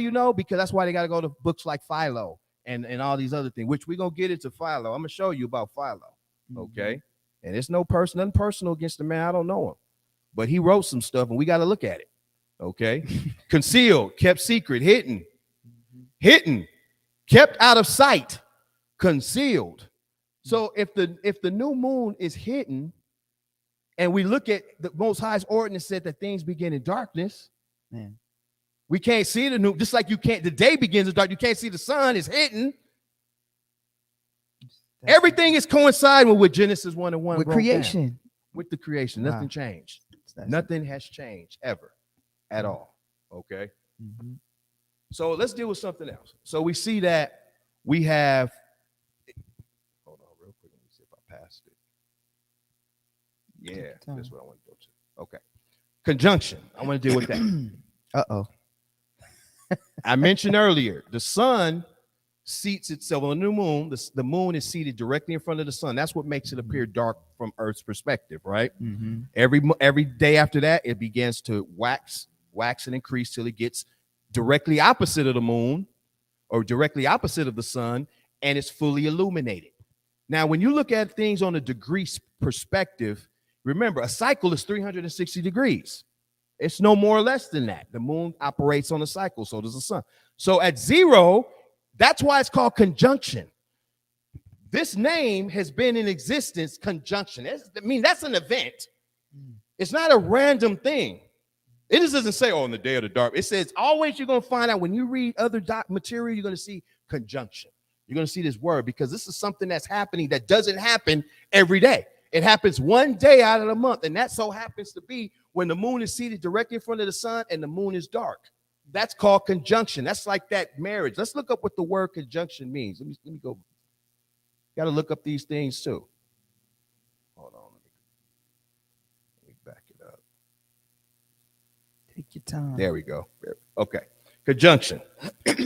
You have a conjunction that's used in grammar. It says a word used to connect clauses or sentences. So it's using something to connect, in other words.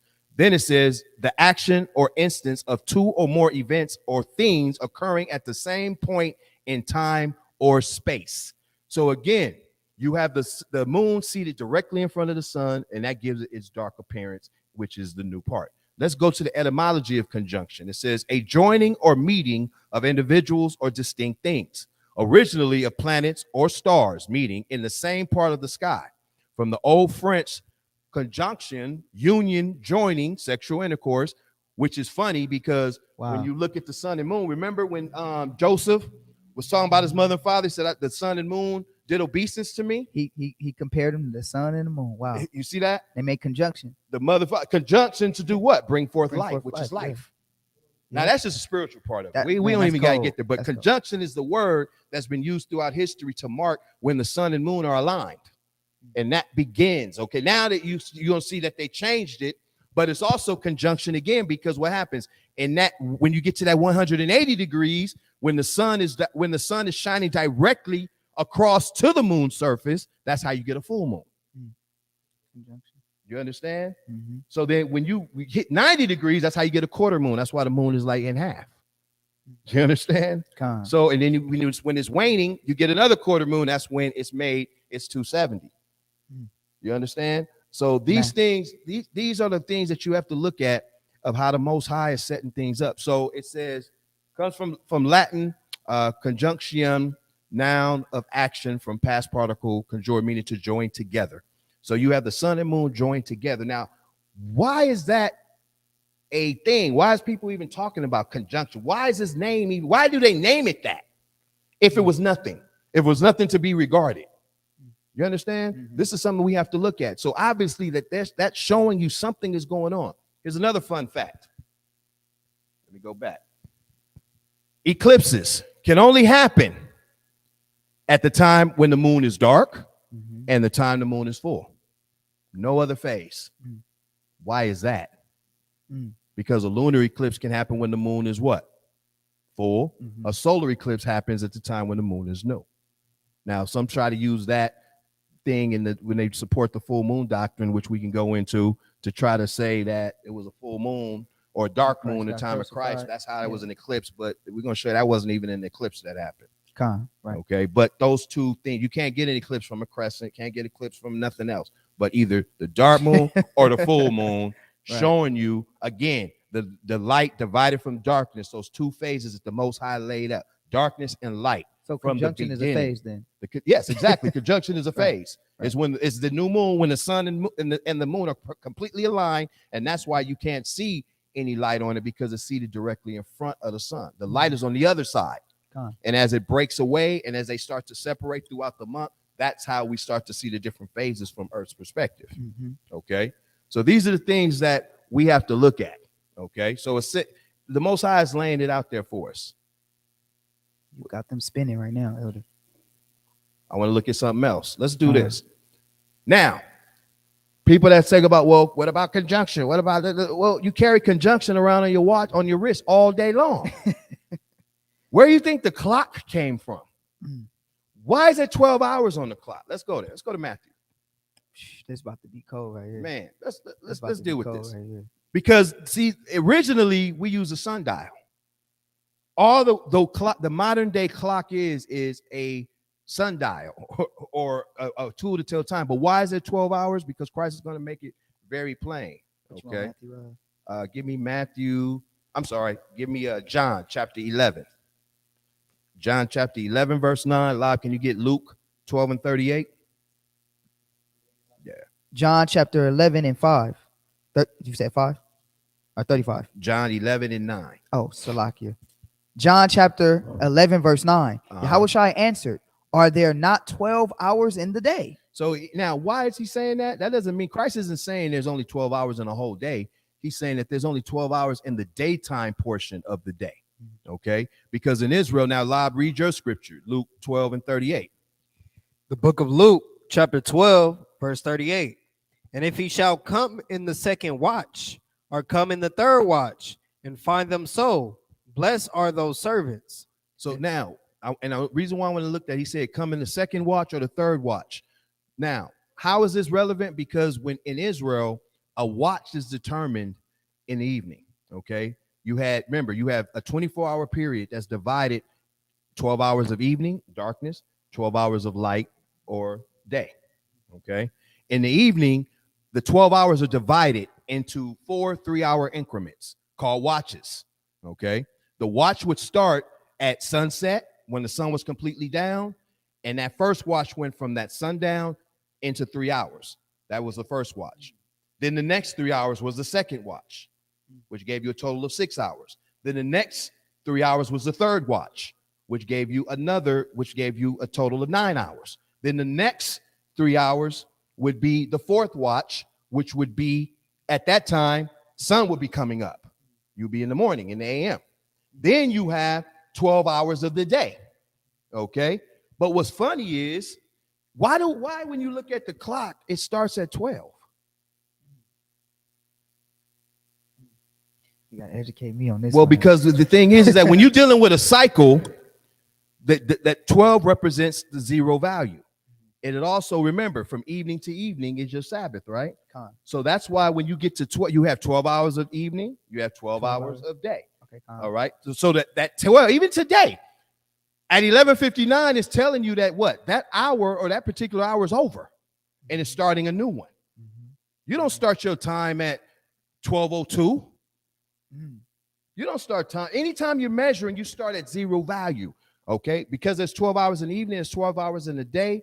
That 12 signifies one, the beginning, and also the ending of something. Zero value. You understand? Okay, So that's what you have to look at. So when you look at if you're going to measure something, anytime you're dealing with time, weight, distance, you have zero value. So when you're dealing with time, you're dealing with the moon, zero value, a dark moon, then it increases. You're dealing with weight. Do you start your scale at a quarter of a pound? Or does it start at zero? Start your no scale at value. zero. No value. You understand? So then when you measure in distance, do you start at a quarter inch or an inch, or do you start at zero? Zero. So that's what the Most High showing you. So the crescent moon people got to change time. They don't. You see what I'm saying? The thing is that they try to use a crescent moon to determine, but then they neglect all the other portions of the time. zero value. Yeah, zero value. You see what I mean? No conjunction with time then. They got to start their 12 hours at 12:01. If you're a crescent moon observer, then why would you not start your hour or your minutes at 2-3 seconds or 2 minutes after? Yeah. Because that's what you're doing with the moon. Yeah, because time is all singular. It's all connected. It's all connected. So yeah, and what happens is that, remember, code. when you have 12 o'clock, right? Then that's the beginning of your particular time that you're gonna actually start recording, right? Now, if I want to record half of that, so let's deal with this as the hour, right? It's 12 o'clock according to this diagram here. All right. That lets me know that's the beginning of counting that particular time.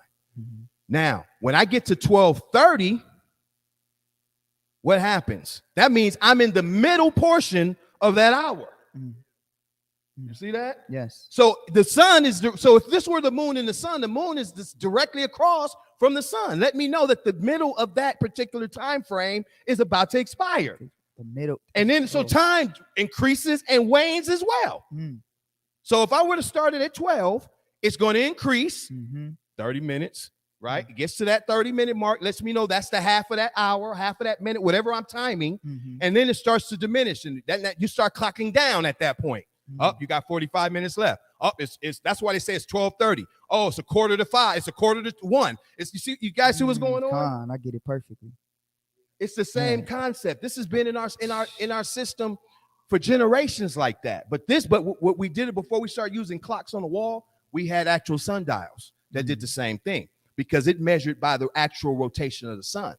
But because the moon can't cause a reflection, that's why the night is divided into watches. So they would start they'll start their evening portion or their time in the sundown portion at and the start their sundown. watches. And it would be 12 hours. And after that 12 hours expire, what happens? The sun starts to that rise. proves that a day, that cuts the morning too. Oh, of course. Because they started their watch at the evening time. Thank you.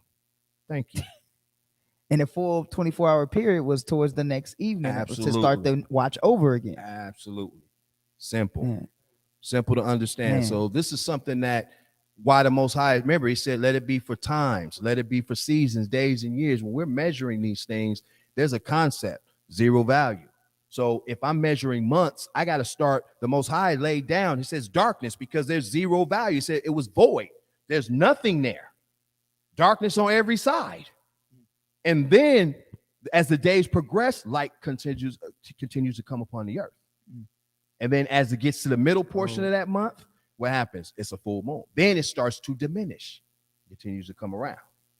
That's You guys see that? So that's what the Most High is showing us with these things. There's no way you're gonna get anything else around that.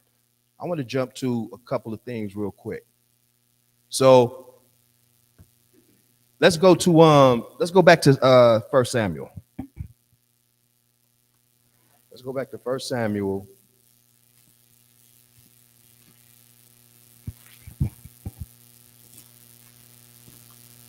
What you want? And I want that chapter 20 and verse 18 again. 1 Samuel chapter 20, verse 18. Then Jonathan said to David, tomorrow is the new moon.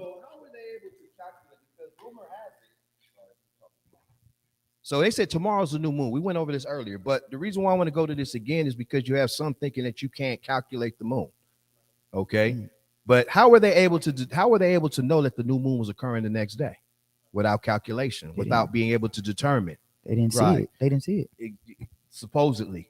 Okay. But what happens is that on the last day of the month in the eastern sky at sunrise, you're going to see the last portion of the moon in its waning phase before it becomes new. Okay. And you'll start to look something similar to this, or maybe even closer to this. Okay. You'll see this because remember, that's why conjunction, that word conjunction is so important. But now you got the argument between the scientists and then the fake Jews. That's where you get the astronomical new moon versus the sliver, the crescent, because see, they're trying to enforce their own Talmudic things, which I'm gonna go into right next. You understand? But what David and Jonathan saw was that sliver. That's how they were able to know. Just like when you're able to know when the sun is about to set in the Sabbath or a new day is going to begin. So what you're telling me is, if we just want to be petty, right? We can observe it backwards.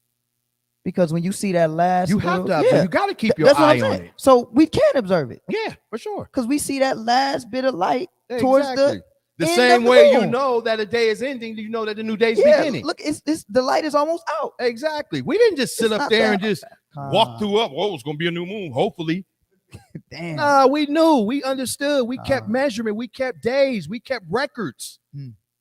But as we get into this crescent moon thing, you're going to see that you ain't going to find none of that mess in the scriptures that they're talking about. You won't find anything about a crescent moon, waxing crescent sliver, whatever, the first sight, and they met at the court of the temple to the Sanhedrin and all of them, and they declared the new moon when it was sighted and all this other stuff. You won't find. I pay you to show me that in the scriptures, and they can't because it's not there. So to support it, that's why they got to go to outside documents. We stayed in the scriptures the whole time, haven't we? The whole time. We stayed in the scriptures the whole time to show you. So you show me how the Most High can give you anything outside of darkness and light according to his ordinances, because we show you the sun waxed from darkness to light. A new day begins, darkness and light. Darkness, light. I showed you even the seasons do the same thing. The moon, it goes through phases. It's no coincidence that there's a dark phase. And in that dark phase, it's called conjunction all throughout history, which shows a union. Why are they even paying attention to it if it didn't matter? Even the wristwatch that you wear deals with conjunction and the same principle of rotation. There's no way about it. You measuring something, you're dealing with time, you're dealing with distance. You're starting at zero value. That's what the Most High has established from the creation. There's no way around it. That's it. Well, you can't see it. Well, maybe. But again, you can't see the sun, but you know it's a new day. How did you know a new day began? Because you saw the last part of the sun setting, which was called sunset or dusk, and you were able to determine that when that sun's light is completely gone, it's a new day. Bingo. So they can't. This is powerful. So the crescent moon observers can't say that we can't observe it because we observed the last bit of the light. Exactly. Towards so the perhaps end. That's what they were doing. And they changed it. And they just y'all because David clearly said tomorrow's the new moon. And they just switched it around. But according to Jewish fables and tradition, you got to wait till somebody announces it. And don't they didn't do that. And don't they always do things backwards? The Jewish man, community. 8-stick menorah. Come on. It's cold. So nonetheless, Yeah, this is fine. what Dave, just so that we can make it keep it simple. This is what David and Jonathan saw. They saw the last part of the moon, which you can see, because remember, conjunction is right at sundown when the sun and moon are right there together.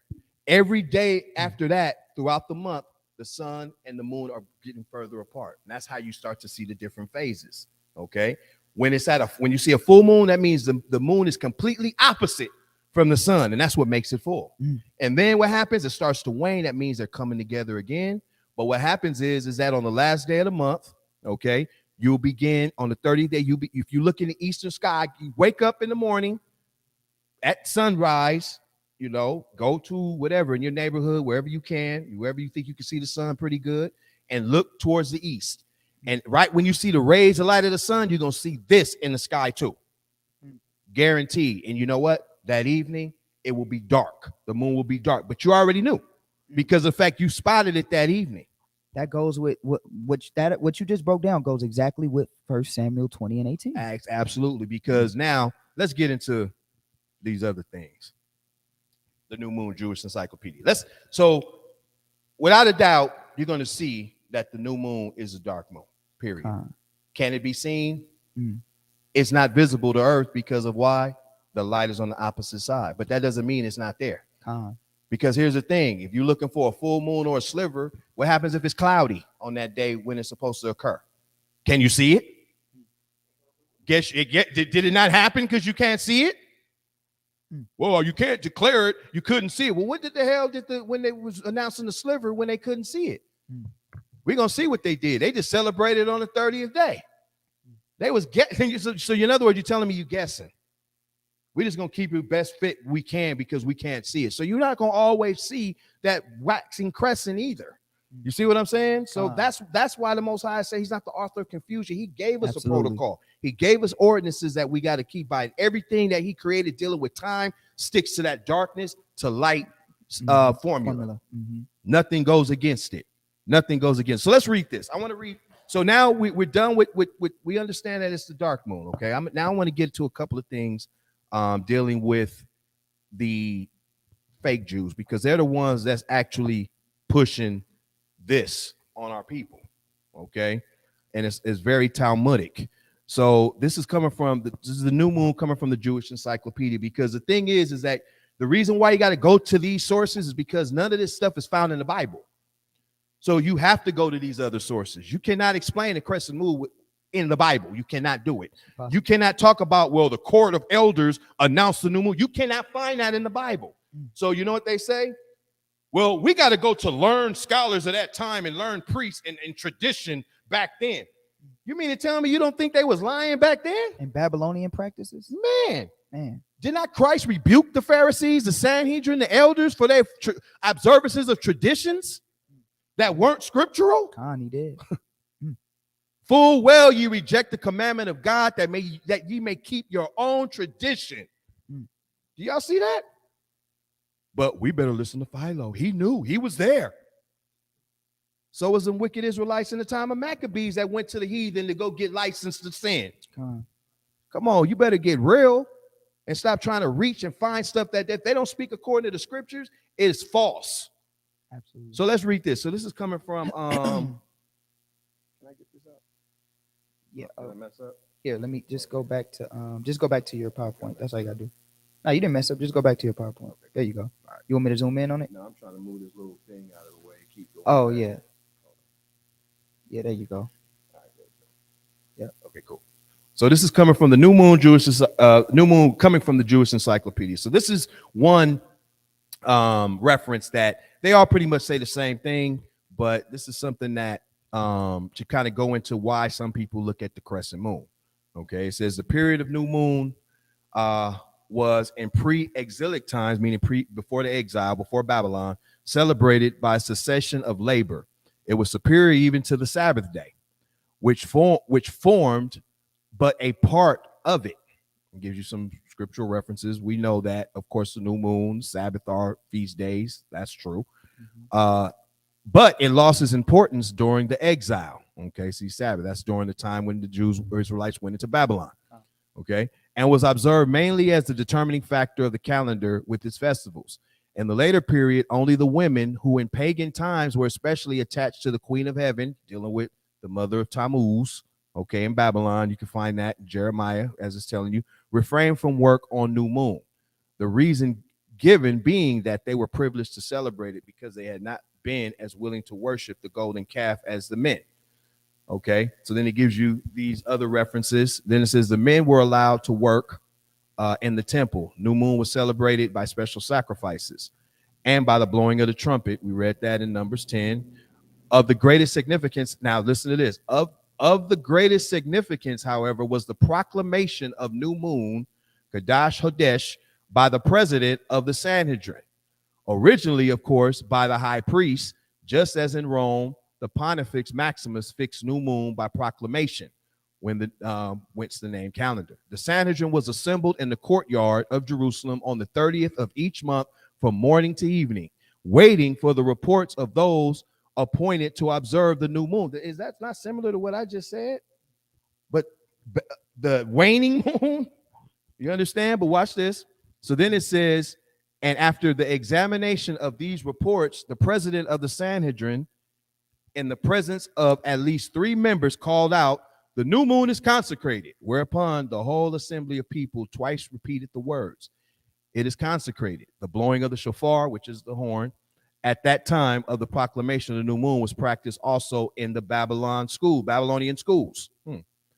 The proclamation of new moon was retained in the liturgy, but was transferred to the Sabbath proceedings. Okay, so in other words, what they're saying is that they're looking at the new moon was announced by the elders of the Sanhedrin, which Sanhedrin is a Greek word that means elders, okay, or council. And they say that they would announce this after they see this moon, but now they say it's the crescent moon. Okay, this guy, they don't really say which phase it is here. So let's be a little bit more specific. Here's another article that a lot of people try to reference by John D. Kaiser. This is fair use. It's on the internet, so it's nothing. It's already done. Mm-hmm. It says in the 1st century A.D., the day of the new moon was clearly determined by eyewitness observation. When 2 witnesses had seen the new moon in the west just after sunset, that day, beginning with that sunset, would be declared the new moon day. Okay, the new moon was declared when the new crescent was first seen in the west after the conjunction. So wait a minute, how do they know about conjunction? How do they know about conjunction? After the conjunction, but wait a minute, the conjunction is a dark moon. You can't see the dark moon. How the hell do they know about conjunction? So remember, I told you that name is specific for a reason. So they know when conjunction is, but yet they go past that. They deal with the next day, which is that first crescent or a sliver, whatever they want to call it. The Jewish Talmud is very clear on this point. Do we follow the Talmud or do we follow the scriptures? That's my question. Do we follow the Talmud or do we follow the scriptures? You can see the crescent in the Talmud. So let's keep on. So this is the same document. Unfortunately, many people have been led astray by the inaccurate understandings of the term new moon. Modern astronomers adopted this term, which had always referred to the first visible sliver. Okay, can't find that in the scriptures, but we read on. And used it to refer to the conjunction when the moon passes between the earth and the sun. This is the time when the moon is not visible. The astronomers soon realized that the inaccurate use of the term new moon to refer to the conjunction would lead to confusion. To be more accurate, scientists now distinguish between the astronomical new moon and the crescent new moon, okay, as used by the astronomers. The astronomical new moon means the conjunction. So they try to throw, well, if you follow in the dark moon, it's the astronomical new moon, but the true new moon is a sliver. However, we see that lightness to dark is in the scriptures. We don't see a sliver. We don't see anything that references a crescent at all in the Bible. But we do see light being at 0 value, and then we see the full moon being at maximum value. That's what we see through the scriptures, don't we? That's what we see. You see what I'm saying? So that's why they have to go to these other sources, because of the fact that it doesn't teach that. So we're not dealing with scientists. We're not dealing with the fake Jews. We're dealing with the scriptures of the Most High. They can call it astronaut and call it whatever they want to call it. Okay. But the bottom line is the Most High. That's why he gave a foundation. That's why what we go by. So then it says the Random House Dictionary of the English Language unabridged edition, defines the new moon as the moon either when in conjunction with the sun or soon after, being either invisible, astronomical new moon, or visible, crescent new moon, only as a slender crescent. Okay, let's move on. Same article.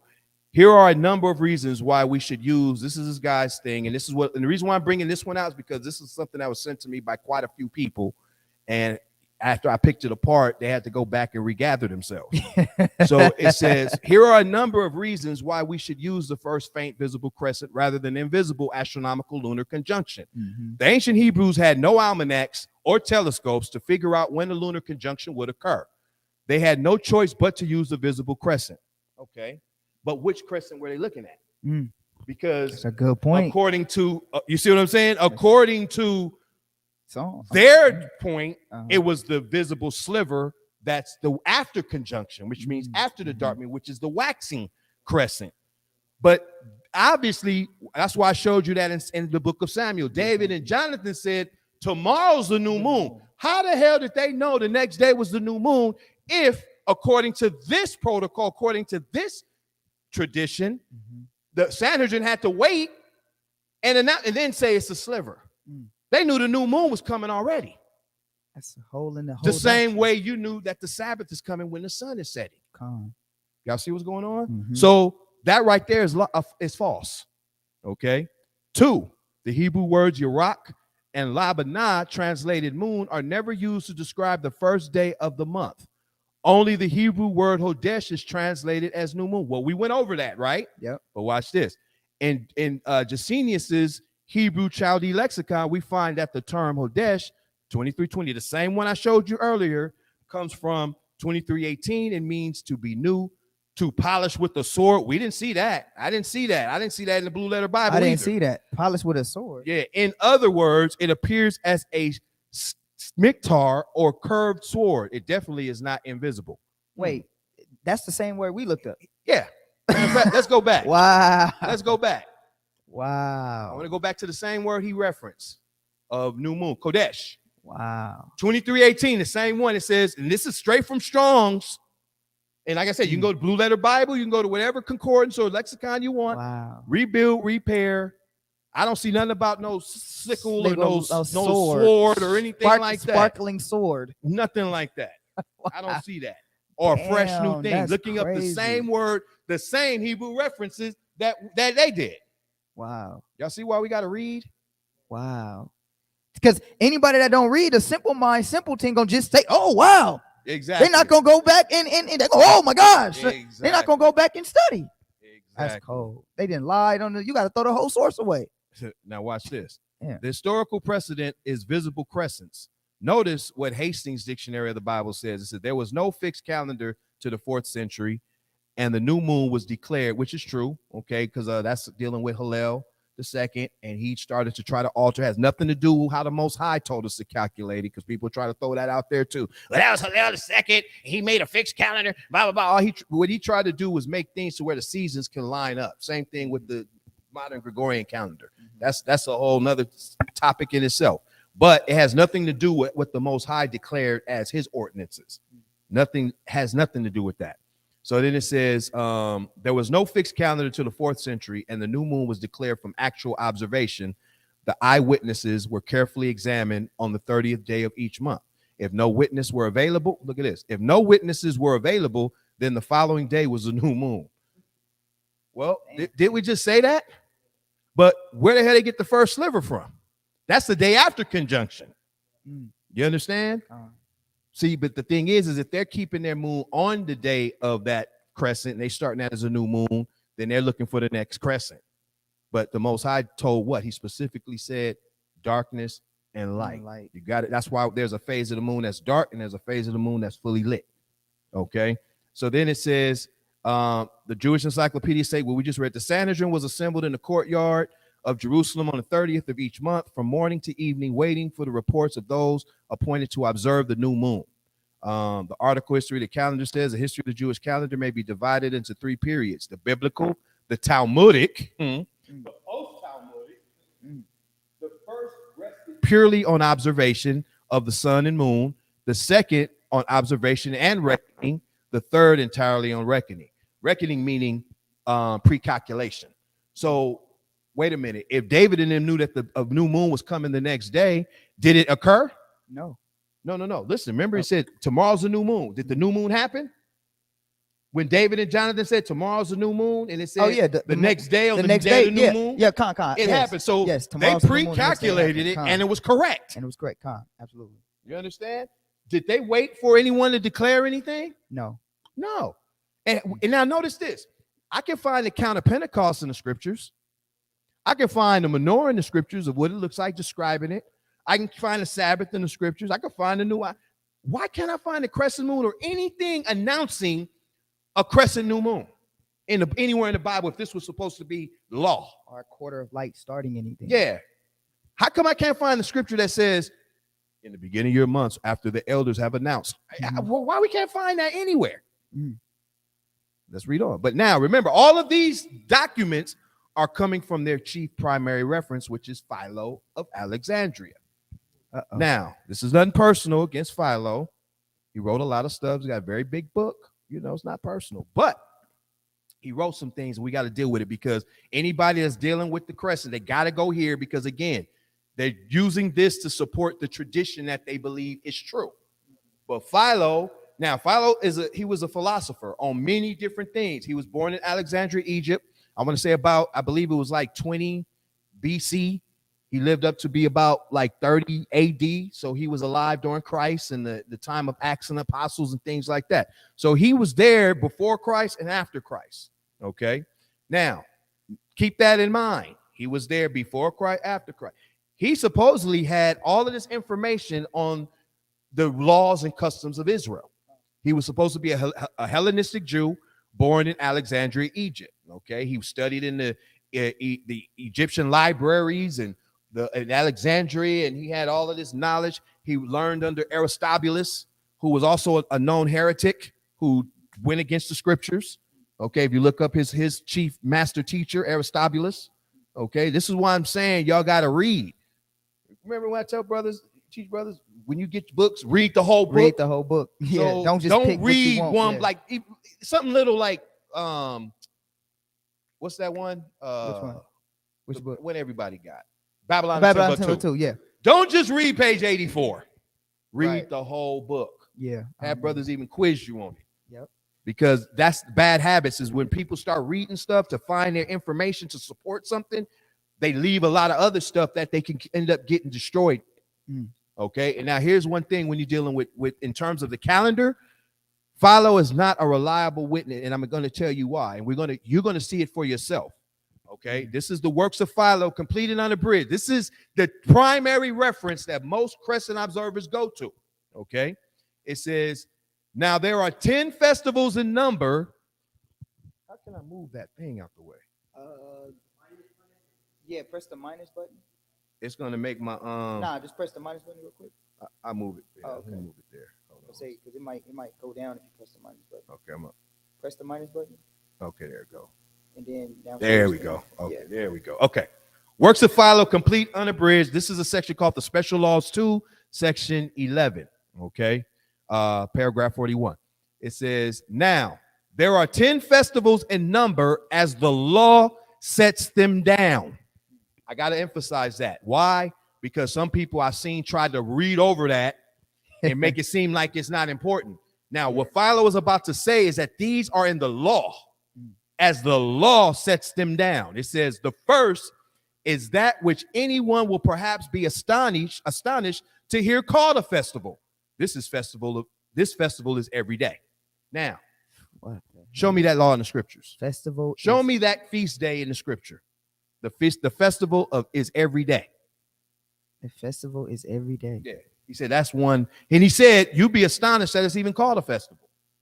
That's one thing we got to deal with it. Don't read over that and try to pardon it, because he's saying that there are 10 festivals in number as the law sets them down. He's saying these are laws. The festival is every day. Yeah. In other words, some people say, oh, well, be blessed. Every day is blessed. Wow. But is that we know we get blessings to the Most High every day, but is that a commanded feast day? No. No, not at all. Okay, watch this. The second festival is the seventh day, which the Hebrews in their native language call the Sabbath. Okay. The third is that which comes after the conjunction. There's that word again. Yep, they knew when it. If you don't know when the dark moon is, how do you know when the hell conjunction is? He says, so there he is. He slipped up. The third is that which comes after the conjunction. So they know about that. But why do they keep calling that meeting with the sun and the moon conjunction? They know it's historically attached. But they know, but they go the day after that. That's how they get the first crescent. Because after the dark moon, the next day is the first crescent, the sliver moon. Okay. So he says the third is that which comes after the conjunction, which happens on the day of the new moon in each month. Okay, you got that. The fourth is that of the Passover, which is called the Passover. The fifth is the first fruit of corn, the sacred sheaf. The sixth is the feast of unleavened bread, after which the festival is celebrated, which is really the seventh day of the 7 days. Okay, remember, they're actually one feast. The feast of the Passover and unleavened bread is all in the same feast. Okay, he separated them, which is another mistake. The eighth is the festival of the sacred moon, okay, or the feast of trumpets. The ninth is the fast or day of atonement. The 10th is the feast of tabernacles, which is the last of all the annual festivals, ending so as to make the perfect number of 10. Wow. What's wrong with this paragraph? He missing the dedication. Wait. First, let's deal with this. He added a feast in there called the Festival of Every Day. There's no such script. Remember, he said, these are the festivals in number as the law sets them down. Yeah. But why can't I find the Festival of Every Day in the law of the Most High? Doesn't exist. Then he said, the Feast of Tabernacles is the last annual festival, ending so to make the perfect number of 10. Now he comes with numerology behind it perfect to number. Say 10 is a perfect number. But is Feast of Tabernacles the last feast? Nah. Let's go to John. Because I could swear the Jews, Christ, they kept Feast of Dedication. And he was there. Did we not just celebrate that last week? God. He was there. John chapter 10, verse 22. Read that. And it was at Jerusalem, the feast of the dedication. Whoa, now how do we get the Feast of Dedication? The Feast of Dedication was established in the 2nd century BC with the Maccabees. Almost 200 years before Philo was born. And here we are in the New Testament when Philo's supposed to be alive during the time of Christ. They're keeping the Feast of Dedication. How the hell did Philo leave that out? And add one. Damn. He added one and he deleted one. And he tried to say, this is the perfect number 10. I know people saying, well, what does that matter? It matters a lot. Because if this man is telling you about your feast and he can't get them right, damn, something's wrong. You might want to throw that source away. That's 2 lies in one paragraph. 2 lies in one paragraph. He says, which the Feast of Tabernacles, which is the last of all annual festivals, ending so as to make the perfect number of 10. He added some philosophy into it. But he deleted something. Did he delete it so that he can keep his number of 10 philosophy on point? Man. You see what I'm saying? His own doctrine. Yeah. But here's the problem. This is the first reference these new crescent moon observers read when they talking about the new moon. We're talking about the crescent moon. How you overlook this? These are red flags, bro. I don't care. Well, we're going to pick out the bones and we're going to keep the meat. Man. That's terrible. You choking. The bones got you choking and got you can't come up for air because he lied to you twice in the same damn verse. Yeah, that's crazy. And take so we'll read that again in John. Let's go back to the Bible now. Yeah. He said there's a Feast of Tabernacles was the last annual feast. That's a damn lie. Go ahead. John chapter 10, verse 22. Out of the Bible. Go ahead. And it was at Jerusalem, the feast of the dedication. And how do we know the Feast of Dedication? When we go to look at the book of Maccabees, and it was established 2nd century BC, 200 years before Philo. It was also kept by the Jews and Christ himself. Read on that. It was a Feast of the Dedication. Yep. Go ahead. And it was winter. And it was kept in the same time, the 9th month in winter, as it's supposed to be kept according to the law. Read. Verse 23. And Yahushua walked in the temple in Solomon's porch, keeping this feast. So how Philo get that wrong? Wasn't he there? Damn. He lived before Christ and after Christ, during the life of Christ. How did he miss that? Now I got to deal with this. Revelations 22. We got to deal with this. I had a person say, man, well, why are you going on Philo like that? Because look, remember what the scripture said, if they speak not according to this word, There's no truth. there is no truth. Now, so far, Philo has given you two things that's not according to the word of the Most High when dealing with the calendar. 22, let's read verse 18. Revelation chapter 22, verse 18. This is about his feast of every day that he says that the law has documented. Read. For I testify unto every man Read. that heareth the words of the prophecy of this book. Read. If any man shall add unto these things, If you add unto what the Most High said, what are you going to do? God shall add unto him the plagues that are written in this book. Well, man, better be careful what you adding in. Read on. Now, he said that he deleted Feast of Dedication. Now, if Philo lived in 400 BC, I can see why he didn't say it, because Feast of Dedication hadn't happened yet. But he lived in 20 BC up to 30 AD, 40 AD, something like that. So he was alive during the time of the Jews, documenting on the customs of the Jews, supposedly an expert. And he's writing about the feast days, and he got two of them wrong and omitted other ones too that the Bible command that we keep. Go ahead. Verse 19. So he said, if any man add to it, which he did, the Most High gonna add plagues to him. Read on. And if any man shall take away from the words of the book of this prophecy, God shall take away his part out of the book of life and out of the holy city and from the things that are written in this book. Now, and if you take away, did he take away? He added and took away. Added and took away in the same damn verse that you're quoting from. Man, could I say one thing too? Of course. And then for like, you know, people that want to be like, well, then you can't read Timbuktu and you can't read that and you can't. First of all, you got to understand the process of eliminating bones. You can't eliminate a bone that is dealing with establishing a point with a calendar, right? That doesn't make any sense. Like, that's like me teaching a doctrine that, like in from Babylon Timbuktu, for example, in that it says that Esau is the it doesn't say Esau is the Edomites. All right. So I can't trust anything he says dealing with Edom then. Right. Because everything, his foundation will be bones.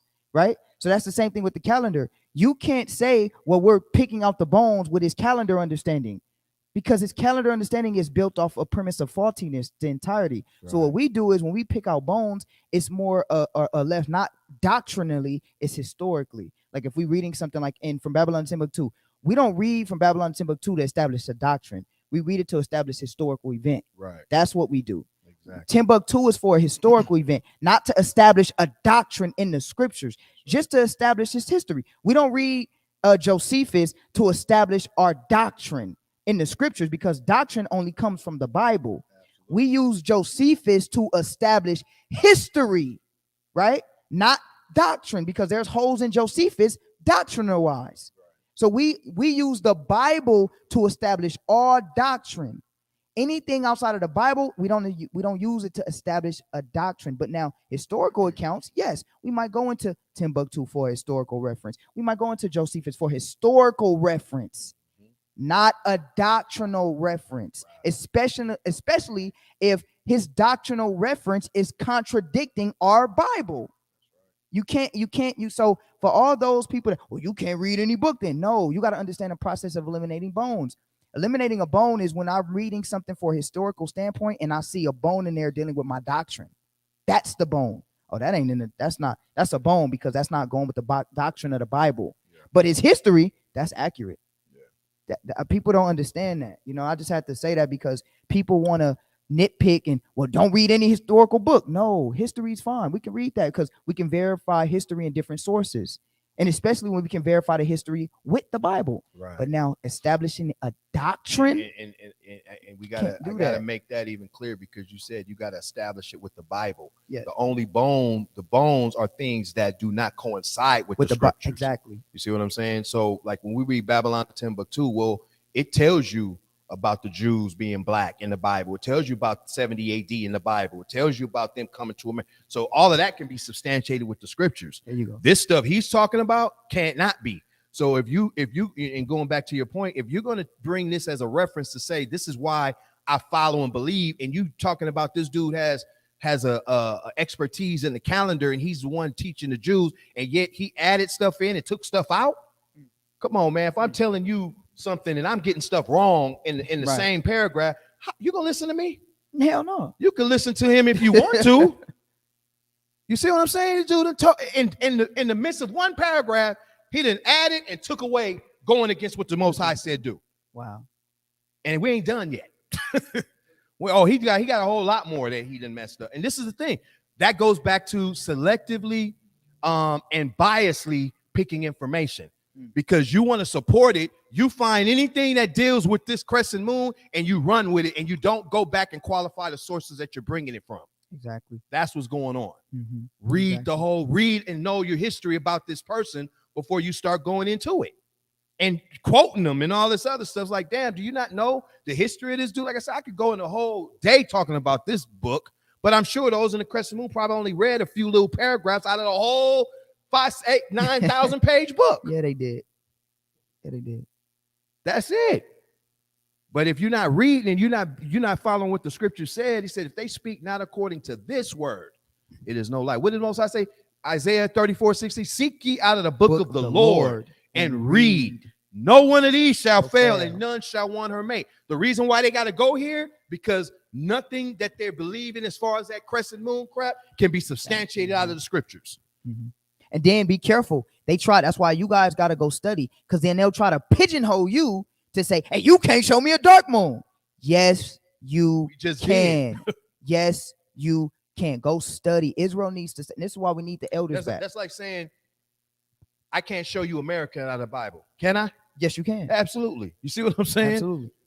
But you won't find the word America there. But we went through the ordinances. We went through the language. We've shown common sense even. In the beginning was dark. Man, you can't get around that. Everything with the Most High is dark. Crazy. You can't. So he added and took away. Violation. Now, here's the feasts that the Most High have that are in the Bible with the scriptures on it. The Sabbath, the new moon, the Passover, Memorial of Simon, Feast of First Fruits, Pentecost, Memorial of Trumpets, Day of Atonement, Feast of Tabernacles, Feast of Dedication, Memorial of the Destruction of Nicanor, which also was during the time of which came before Philo and was there during this time, and the Feast of Purim. Okay, but he stated that what? As the law sets them down, Feast of Tabernacles is the last feast of the year from which you get the perfect number 10. And feast of every day. And then he slid in his own little doctrine of numerology in there. And you want to quote from this? Come on, you have to do better than that. Here's more from Philo. Complete works of Philo on the creation. Chapter 34, section 101. Watch this. Among the things then which are perceptible only by intellect, the number 7, watch this. The number 7 is proved to be the only thing free from motion and accident. But among things perceptible by the external senses, it displays a great and comprehensive power, contributing to the improvement of all terrestrial things. So he's remember, Philo dealt with a lot with numerology. Okay. Then he says, now he's dealing with his number 7. Like he had 10, which was wrong. Now watch how he gets his 7 wrong with dealing with the calendar. And affecting even the periodical changes of the moon. Remember, he's dealing with the number 7. And in what manner it does this, we must consider. The number 7, when compounded of numbers beginning with the unit, makes 8 and 20, 28. A perfect number and one equalized in its parts. Wow. And the number so produced is calculated to reproduce the revolutions of the moon, bringing her back to the point from which she first began to increase in a manner perceptible by the external senses, to which she returns by waning. So now Philo's telling you what? That there's how many days in a month? 28 days. 28. What did the Bible say? Now here's another thing. I'm gonna go back to them to show you that they don't agree with Philo. Let me go back to this account. And also too, the Feast of Simon too. Yeah, we put that. Make sure we put that in. Somebody it's said in there. Yeah, it's in there. Somebody said don't forget it, but we ain't forgot it. Yeah. So watch this. It says. Hold on, I got to get that where it said.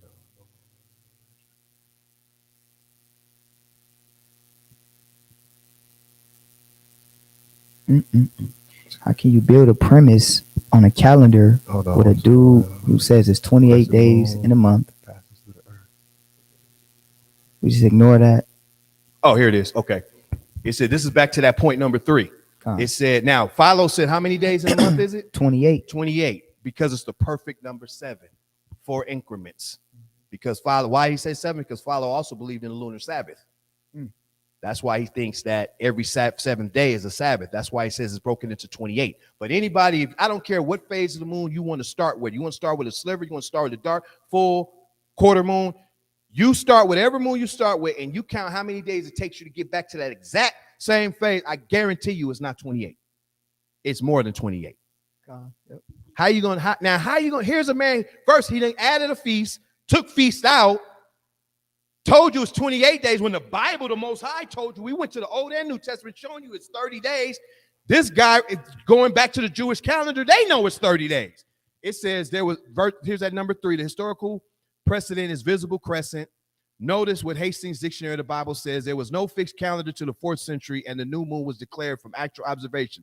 The eyewitnesses were carefully examined on the 30th day of each month. Now they contradicting themselves. God, they are. Yeah. They're contradicting themselves. Let's go back to Philo. So let me see. Yeah, Memorial Simon is there. It's number 4. Yeah. I just want to let them know that. Yeah, Memorial Simon is there. These are the feasts in order according to how they're kept. Okay. So now reproduces equal parts in number 7. Okay. Let's get some more from Philo. This is continuing. For she increases from her first crescent-shaped figure. That's where they get the crescent moon from. This is one of the oldest historical references that they can go to. But Philo done blew it like 4 or 5 times already. Right. How many strikes you need before you out? Struck out 4 times. So he done already got so many things wrong with the calendar. How the hell can he be trusted with anything that has to do with our calendar? Now, I say that, and I mentioned, I go into a lot more in the book too, because, there's a lot of references, but watch this. He says, for she increases from her first crescent-shaped figure to that of a half circle in 7 days. And in 7 more, she becomes a full orb. And then again, she turns back, retracing the same path like a runner of the dialis, which is the 400, when you have the Olympics and they run around the track one time. Yeah. Okay. That's talking about running in a circle, meaning a cycle. Okay. Then it says receding from an orb full of light to a half circle again in 7 days. And lastly, in an equal number, she diminishes from a half circle to the form of a crescent. And thus the number before mentioned is completed. 28 days, huh? Now, I've been watching and looking at the moon for quite some time, and I'll tell you, it was much more than 28 days. Obviously, the Jewish dude who also supports Philo knows it's 30, but obviously they didn't read this either. Yeah. Or they choosing to ignore it. Yeah, ignorance. Ignorance is bliss. Man. And you know why? Because now if you go against him, you have no more support for your crescent moon doctrine. Because everything else is based upon this reference. All the other things, the Jewish encyclopedia, remember, this is their primary reference, is this guy, because he supposedly was there. But he was there, but was he doing what was told or what was right? Or was he doing what other guys that fell off was doing? Because clearly the scriptures tell you there's 30 days. He says it's 28. He added the festival of every day. Then he deleted Feast of Dedication. Something's wrong with his math and something's wrong with his whole reasoning, because I don't know what Jews he was looking at. Right. Man, and it's and it's not the fact, like I said, it's nothing personal against Philo. I don't know the man, but your writings, bro, go back to the scriptures. They don't go inside. They don't coincide with what the Most High wrote. They don't. So in that case, he says, if they speak not according to this word, show me 28 days in the Bible. I'll believe what Philo got to say. Show me the festival of every day according to the law, like Philo said that's in here. Show me only 10 feasts. And you were alive in the New Testament, so you knew what the Jews were doing. Then we could believe Philo. But he put his numerology and blah, blah, blah in there. Look, here we go again. Here's another chapter, works of Philo, on mating with the preliminary studies, section 19, paragraph 102. For it is said in the scripture, now you want to quote scripture, on the 10th day of this month, let each of them take a sheep according to his house in order that from the 10th there may be consecrated to the 10th. So now he's going back to his number 10 thing again. So when you get into it, he was heavily into numerology. Well, the Most High don't deal with that. He's dealing. That's how he's altering these words of the scriptures to fit in his numerology. That's the same thing that the fake Jews do. They alter their calendar and all this other stuff because they don't want the Sabbath to fall on a certain day and all this other. They don't want to have double Sabbaths and all this other thing. So they make alterations throughout the year to their calendar as well. We don't go by that. We go by what the Most High said do. Thus saith the Lord. Okay. So then he says, consecrated to the 10th. That is to God, the sacrifices which have been preserved in the soul, which is illuminated in 2 portions out of the 3, until it is entirely changed in every part and becomes a heavenly brilliancy like a full moon at the height of its increase at the end of the 2nd week. Why does he say 2nd week? Because remember, he's dividing his month into 7 days. Each week represents a phase of the moon. And remember, he goes back to the lunar Sabbath. Okay, believing that the new moon begins, and then you have the weekly Sabbath, then you have another Sabbath on the 14th day, and then you have another Sabbath on the 21st day, and another Sabbath on the 28th day, giving you a perfect number of 7s, according to him. But what does the Most High say a month has? 30 days. And is the lunar doctrine, the lunar Sabbath doctrine, a doctrine of the Most High? Not at all. Not at all. So, man, how many strikes we gonna get this man? But pick out the bones, leave the meat. You can't pick out the bones of a doctrine you're trying to establish. Man, that doesn't make sense, bro. If Philo's on court right now, he didn't plagiarized. What do you call him? Perjured himself like 6 times. Right. And then if he's vouching for the law of the Most High, he's perjured himself 6 times at least. Right. 3 strikes you out. And people want to trust in his belief in the calendar. And he's telling you it's 28 days when anybody that looks at the moon, I don't care where you start, it's 30 days. Even the dude who believed in the crescent moon, he said on the 30th day. So where the hell is he getting this information from? Not the most customs. Man, you got to understand. I'm gonna get you something from that. Here's another one, the Decalogue. Can write this down. I mean, we could go on all day about keep going. I'll bring this about up. Philo. Yeah, bring this up. Okay. Come bring all this, get this work. Because he's talking about his 7s again. He says, but to the 7th day of the week, he has assigned the greatest festivals. Why does he say the 7th day of the week he has assigned the greatest festivals? Because he says the Sabbath comes on the 7th day. Because the Passover happens on the 14th day of the week. You see what I'm saying? So he's trying to, or the 14th day of the month, which is the beginning of the month, or the middle of the month, excuse me. Feast of Tabernacles. So that goes back to why he says he's ascribing these days to the 7 days of the week. Okay. Now, this is something we got to deal with because some attempt to use, let me go there. Let's go there. Let's go to Matthew 23. How much time we got? We 2 hours, 30 minutes in. All right. It's 10:43. We on your time. Okay, we started a little late.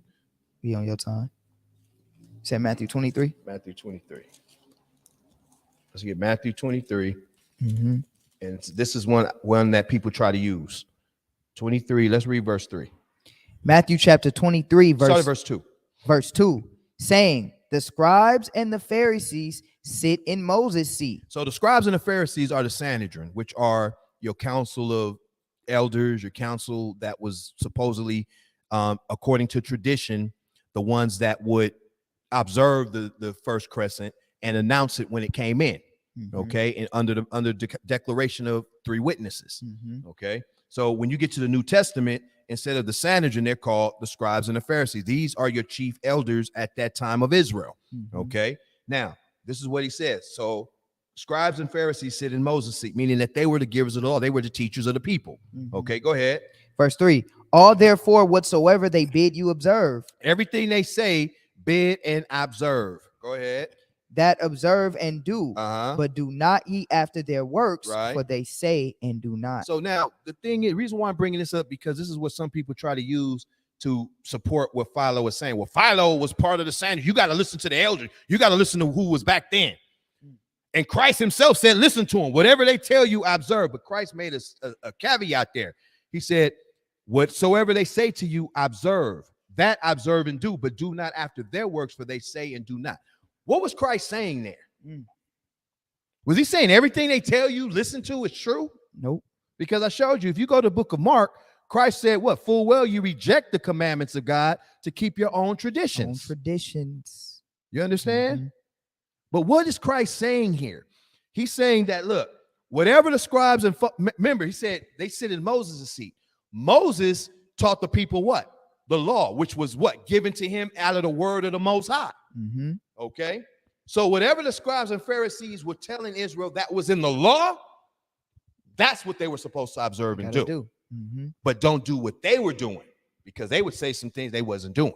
Mhm. But watch what Josephus says. Works of Flavius Josephus, Antiquity of the Jews, book 13, chapter 10, paragraph 6. And the reason why I'm quoting Josephus, because he's going to say exactly what we're reading. He says, but of these matters we shall speak hereafter. What I would now explain is this, that the Pharisees have delivered to the people a great many observances by succession from their fathers, which are not written in the law of Moses. So Josephus, who was there too, is going against Philo. Absolutely. Because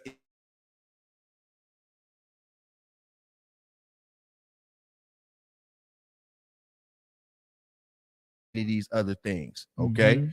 Mhm. And it says, and for what reason it is that the Sadducees reject them and say that we are to esteem those observances to be obligatory, which are in the written word. See, the Sadducees said, nah, we ain't believing all that. You better show us what's in the word. And he says, but are not to observe that what are derived from the tradition of our forefathers. So in other words, the forefathers had traditions that were not scriptural, that were being passed down even during the time that Josephus, because Josephus lived during the time after Christ. So in his time, he was seeing that these things were being passed down. You understand? So this is why it's important that we follow what the scriptures are saying. Christ broke it down. And later in the same chapter, Christ starts cutting up the Pharisees and the scribes in them. Yeah, because calling them hypocrites. Iram got a scripture, Matthew 16 and 12. It's a beautiful one. It says, then understood they how that he bade them not beware of the leaven of bread, but of the doctrine of the Pharisees and of the Sadducees. There it is. You see that? So it's not about the prison, but beware of their doctrine, because they was coming with some stuff that was not scriptural at all. But now what I do find is funny is this. Remember we read earlier and it said that some of this was Talmudic, and what have you. But when you look up the god Sin, okay, Mesopotamian god, which is a Babylonian god, it says Sin, Sumerian or the god Nana, is in Mesopotamian religion, the god of the moon. Sin was the father of the sun god, Shamash, and in some myths of Ishtar, Sumerian, Inanna, goddess of Venus, and with them formed an astral triad of deities. Nana, the Sumerian name for the moon god, may have originally meant only the full moon, whereas Suin later contracted to Sin, designated the crescent moon. So when you go and look up this god Sin or the god Nan, you'll find out that these were things that were worshipped during the time of the crescent moon. So since we can't find no crescent moon in the scripture, since Philo lied, where can we find it? Several times, where are we gonna find it at? Man, that's because obviously now, if you want to go ahead and trust Philo and all that, you can be that's on you. But he done struck out 4 or 5 times already. He done added in a law that wasn't there. He took out laws that the Most High laid in. He tells you it's 20 days in a month when the Most High said it's 30 days in a month. He tells you it's a lunar Sabbath. The whole week is governed by sevens. How could that be? Man. Siri want to comment. Yeah, right. But this is what happens when our people are not reading, our people are not qualifying the sources. So where did this crescent moon come from? Where can we see this crescent moon? If it ain't in the script, they speak not according to this word. No light is in it. There's no light in them. Like I said, where did it come from? Because the information that I'm researching, that I have researched, says that that's not found but until the Second Temple period. You know, in the Second Temple, that talking about the Sanhedrin and the declaring of the crescent moon. You know when the second temple period is? Babylon. That's where it come from. And a coincidence, you hear a god that's from Babylon that's worshipped at the time of the crescent moon. We can't find it nowhere. Philo is not in agreement with the scriptures, which is the chief reference. So we see in the Most High gave you a specific ordinance Right. and said from darkness to light. We see that the moon does that. We see the day does that. The sun does that. The earth does that. We see conjunction there. We see them. They know about conjunction. They know about that meeting of the sun and moon, but how come they not observing that? Y'all see that? So Like I we said, got- then the full moon is not even in a factor in yeah, this. full moon not even. Full moon is not even a factor. None of them with all the really, no. references, not even a factor here.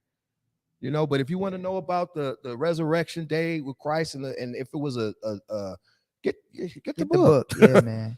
It's in there. Get it. But when you read Matthew chapter 27, it breaks it down. It tells you. People want to say, oh, that was it was a dark moon. If it was the Passover's kept on the 15th day, it was a dark moon. That's how it was a solar eclipse. But it doesn't say that because it also tells you at that time, eclipses don't last for 3 hours. And then what else happened? The temple broke, was rent in two. The dead raised up out of the graves and went into the city. Does the eclipse cause that to happen? Shit. But when you read Excuse the my last language. verse, it says that all this was known for the people to know that Christ was the Son of God when he died. That's why the Most High did that for a particular reason. Didn't happen. Remember, the Most High got the power to do anything. We can't assume it was an eclipse or something like that because didn't the Most High cause 3 days of rich darkness in Egypt before the Passover? Con. 3 days of rich darkness. So it's showing you the Most High has the power to do what he wants to do. We can't assume that. But the references we already went into shows you the moon waxes and then wanes. You can't have something new that's full already. Can't. Not with the It moon. doesn't even make sense. Not with the moon. Any concept of something being full is not new. But man, Let's start empty. and one thing too, go to the book of Titus, chapter 1, verse 14. And this is important because like I said, we get the book, and this is, and like I said, Put it it's in a the title, tool. Lob. It's a tool to help because, like I said, out of the 490 pages at the book has a lot of information in it, but a good bulk of it is put towards the calendar. So you're not confused on when a day begins, the new moon, the seasons, the week, when the Sabbath is. I go extensively into the full moon. I go extensively into the crescent. So that way you can have everything and you can have the notes and you can have some, artillery to actually examine it. Check it out. But that's a major thing, like words like tomorrow that confuse people, in the morning, things like that when you're dealing with the day. All of that stuff is broken down so that there's no confusion. So when you read the scriptures, you're not confused as to when the day begins, or does it begin in darkness? Is it in the morning? Does the Sabbath go from evening to morning? There's so many doctrines out there, man, our people are falling victim to. But read Titus 1 and 14. Titus chapter 1, verse 14. Not giving heed to Jewish fables. See, so one thing we can't, Jewish fables, meaning although a lot of things deal with our people sometimes, but you can't give heed to the fables, the traditions that are not scriptural. Not giving heed to Jewish fables, okay? A lot of the stuff, this crescent moon, this is fabricated by the fake Jews. They're the ones observing these things. They're the one that's trying to get the world and going up against space and all of this, trying to say, don't call this the new moon because our new moon is separate. That's where all that astronomical new moon versus the sliver comes from them. They got the power to go in and ride, just like what they did with Kanye. You want to talk about them? You want to intrude on their doctrine? They got the money and the power to turn your lights out. Yes, sir. And that's what they're doing. They get mad. Now you're confusing the world. No, our new moon is a sliver. That's not in the scriptures. But funny how they all know what conjunction is. Right. Philo knew what conjunction was. We see that in the scriptures. We see that the Most High had laid it down, darkness and light, the two factors against that will divide one from the other. We see that the moon does that, the day does that, the month, the year does that. But it says not giving heed to Jewish fables. Go ahead. And commandments of men. Commandments of men. Read. That turn from the truth. See, that turn from the truth. Now you're going into another book. Again, you cannot go into the scriptures to show us that. You'll try. Let me give you another one real quick. We can wrap it up. Go to Wisdom of Solomon, chapter 7. Like that one guy said, you can't the Jews couldn't calculate it at that time. Let's talk about our people. Let's get it real. Wisdom of Solomon, chapter 7, verse 17. Wisdom of Solomon, chapter 7, verse 17. Mhm. For he has given, This is Solomon talking about his wisdom. Read. for he hath given me certain knowledge Uh-huh. of the things that are, namely, to know how the world was made, How the world was made. This is stuff Solomon knew. Okay. Showing you that these are things that our people knew back then. Read on. and the operation of the elements, And the operation of elements. Read. the beginning, ending, and midst of the times, The beginning, ending, and midst of the times. So he knew that. Go ahead. the alterations of the turning of the sun, He knew about the alteration, the turning of the sun, the cycles of the moon. Go ahead. and the change of seasons, And the change of seasons. Go ahead. the circuits of years, Uh-huh. and the positions of stars. So Solomon knew all that. How you gonna tell? Well, the Jews didn't know. The Jew. Then now you understand why David and Jonathan was able to say tomorrow's the new moon. Like it was nothing. They didn't have. It was nothing to them. Our forefathers understood that it's nothing for them. It took Esau a whole lot of knowledge and a whole lot of information to give you them apps that you use today. And guess what? He's very accurate too. To give you your GPS coordinates and flying airplanes and navigating your cruise ships and all of this by using what? The elements that the Most High created. Before there was compasses, you had the stars. Before there was a navigation, you had coordinates that you had to go by. That's how sailors and all them were able to go out into the deep and get to places and get back home because they were able to navigate through the stars at the Most High place. They knew certain stars were in certain times of the year and in certain positions. They knew certain stars only were in the northern sky. The Most High had certain things fixed for our knowledge. That's why he said that he created them to give service to man upon the earth. But what did Daniel say? They shall think to change times and laws. Yeah. That's going to happen.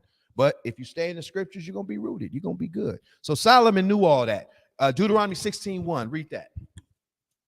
And live, give me Leviticus 19:37. Yeah, Leviticus 19:37. Right as I can get Deuteronomy 16:1. Deuteronomy chapter 16, verse 1. Go ahead. Observe the month of Abib. So now, this is what the fake Jews do. They try to say, well, you got to observe the month. Observe the moon of Abib, which is the first moon of spring, the head of months, the Rosh Kadash. Okay. So what their logic is that you can't observe it if you can't see it. Yeah.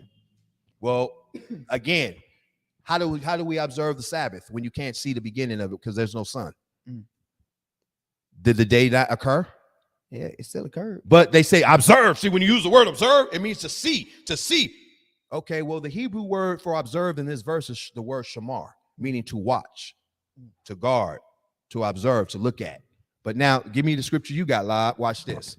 Now, let's see if that's what it's talking about, or are they reaching?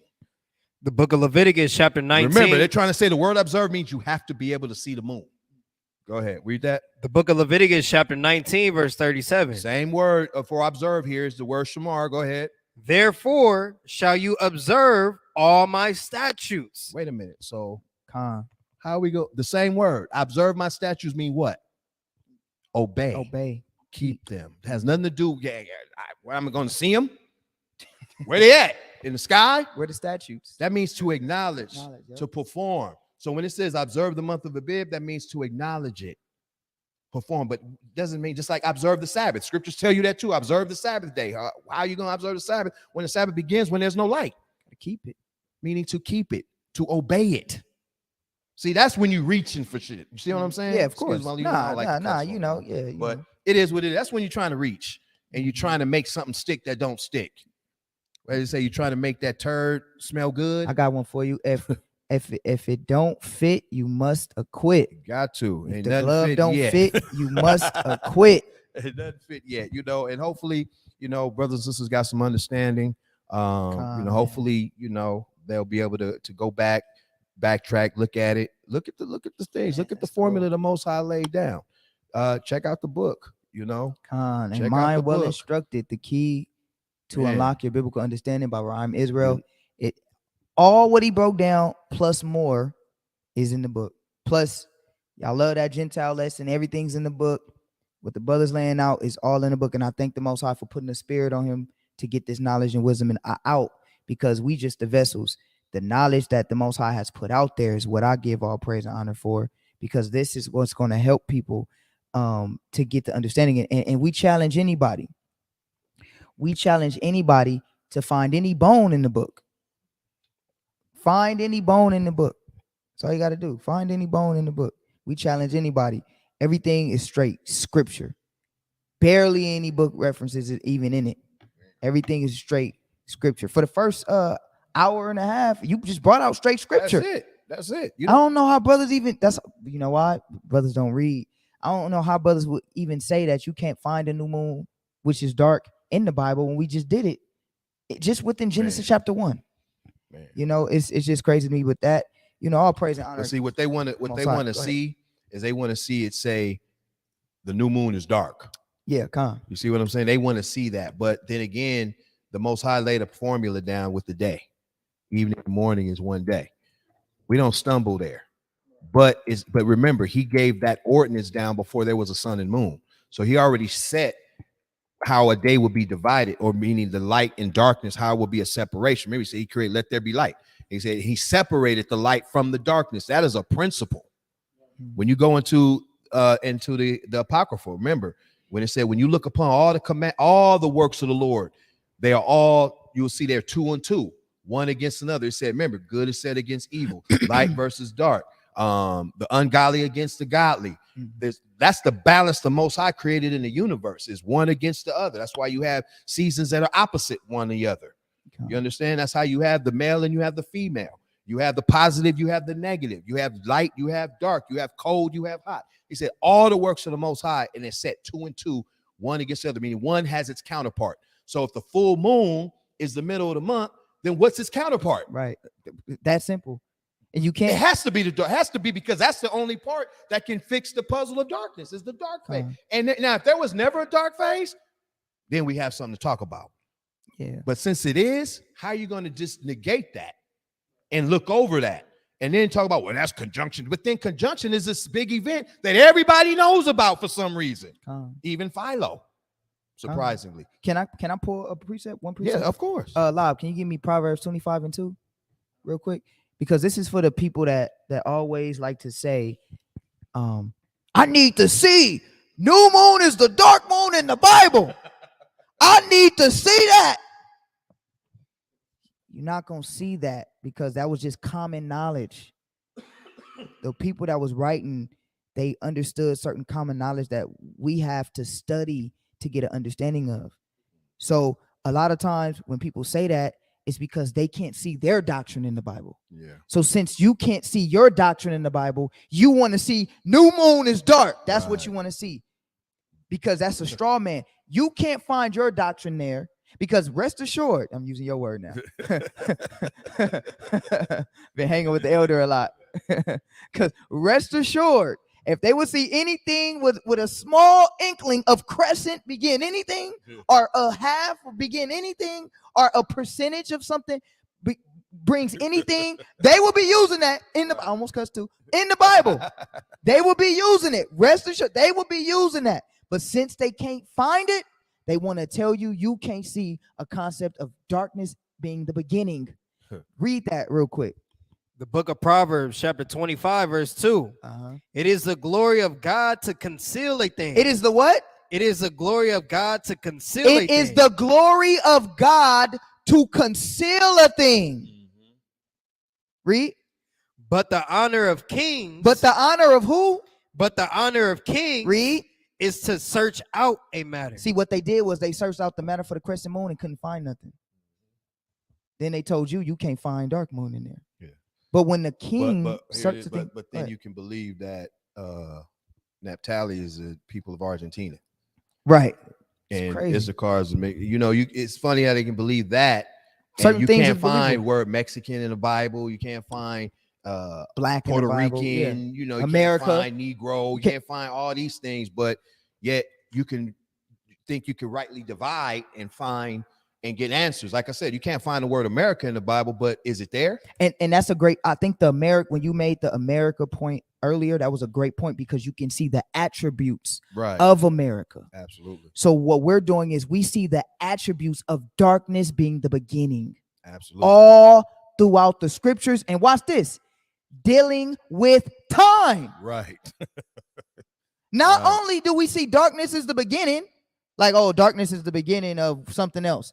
We see darkness being the beginning with time. Right. So it's safe to say, more than safe, that if darkness is the beginning dealing with all aspects of time, why wouldn't it be the same with your month, which is time? Exactly.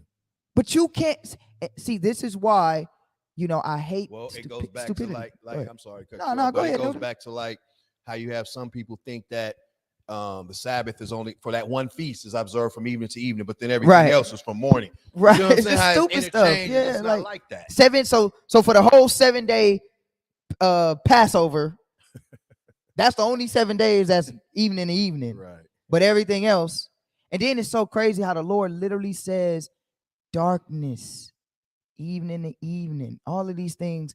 You know what it is? It's pride. Yeah. It's And pride. don't forget the language. We showed how the moon does. It God. builds itself up, tears itself down. It showed where when we looked up that word appointed, it said to hide, to conceal. To conceal. So all of those attributes of the moon that we've read about, it can be full, but it also can be concealed. Those are the two phases. And those are the only two. And another thing is that those are the only two phases of the scriptures you're going to find in the Bible is new moon and full moon. That's it. And So then, they're not the same. Then the same source that the brothers use, it was a lie when you brought out the concordance in Strong's H 2018. Yeah. It was a complete lie. It didn't say nothing about the sheath of the sword. It didn't say that. Yeah. So at some point, we got to stop the BS, man, and let go of the pride for my crescent moon and full moon. First of all, with the full moon, I mean, one scripture you just got to go to is just the one where it says the moon at the full. Right. It didn't say the moon full as in the new. Why? Why didn't it say the new there? You see new moon. I remember one time I looked up how many times you see new moon in the scriptures. It's well over 100 times. But you see full moon twice or something like that. You only see full moon twice, and it's never referenced as a new moon. So what are y'all doing?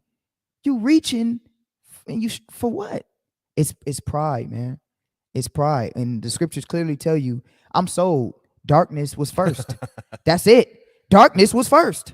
In the beginning, it was dark and void. And this is dealing with time. Yeah. The concept of time, all throughout Genesis, always darkness. It's that simple, Elder. But Grateful, you want to read? No, I'm good. Okay, Con. Good. So, And we can wrap it man, up. I hope that was very simple and to the point. Anybody that fights against this, I'm gonna tell y'all something. I can just anybody that fights against this, it's just prideful at this point. Just prideful. I mean, it's still gonna be fight. It's still gonna be those that's gonna stick to what they believe. And that's how it is. Remember the scripture said there must be heresies among you, that those that are approved will be made manifest. Yeah, right here. What's the reference of the dark? We just said it. You got in the middle of what we just said, this brother, and I don't know. Go back and watch the video. Yeah, go back and watch the video, Obadiah. But and here's the thing: what's the reference for the crescent moon? I don't know what he believes in. I don't know what he believes in. And there's nowhere in the scriptures where you're going to find a full moon being the new moon. Nowhere. It's not there. That's why you have to go into the ordinance in the beginning that the Most High laid out, that darkness is first. But I got one better for him. It is a reference of the dark moon. New moon. And that's Psalms 81 as well. Yeah, new moon. That's the new moon. That's the phase which is dark. New moon. It's literally that simple. It's not even hard. But go back and watch the lesson. If you want a reference for dark moon, new moon. That's the reference, because Psalms 81 clearly shows you that the new moon is to conceal, to hide, to cover. You can't. I mean, I ain't seen nothing in this life that started from halfway or a little bit of full, or anything that was fresh being full already. Like, I don't have a fresh cup of water if my cup of water was already full with water. Like, the concepts is all off. It's very easy. In the beginning was darkness. But you want to say something, Elder? No, I'm good. Yeah, so I mean, it's that simple. You want a reference for dark moon, it's new moon. you know. But we the elder could bring out so much more. I know he wanted to end at a decent time. Yeah, we ain't doing no 4.5 today. But you still did. You still almost did 3.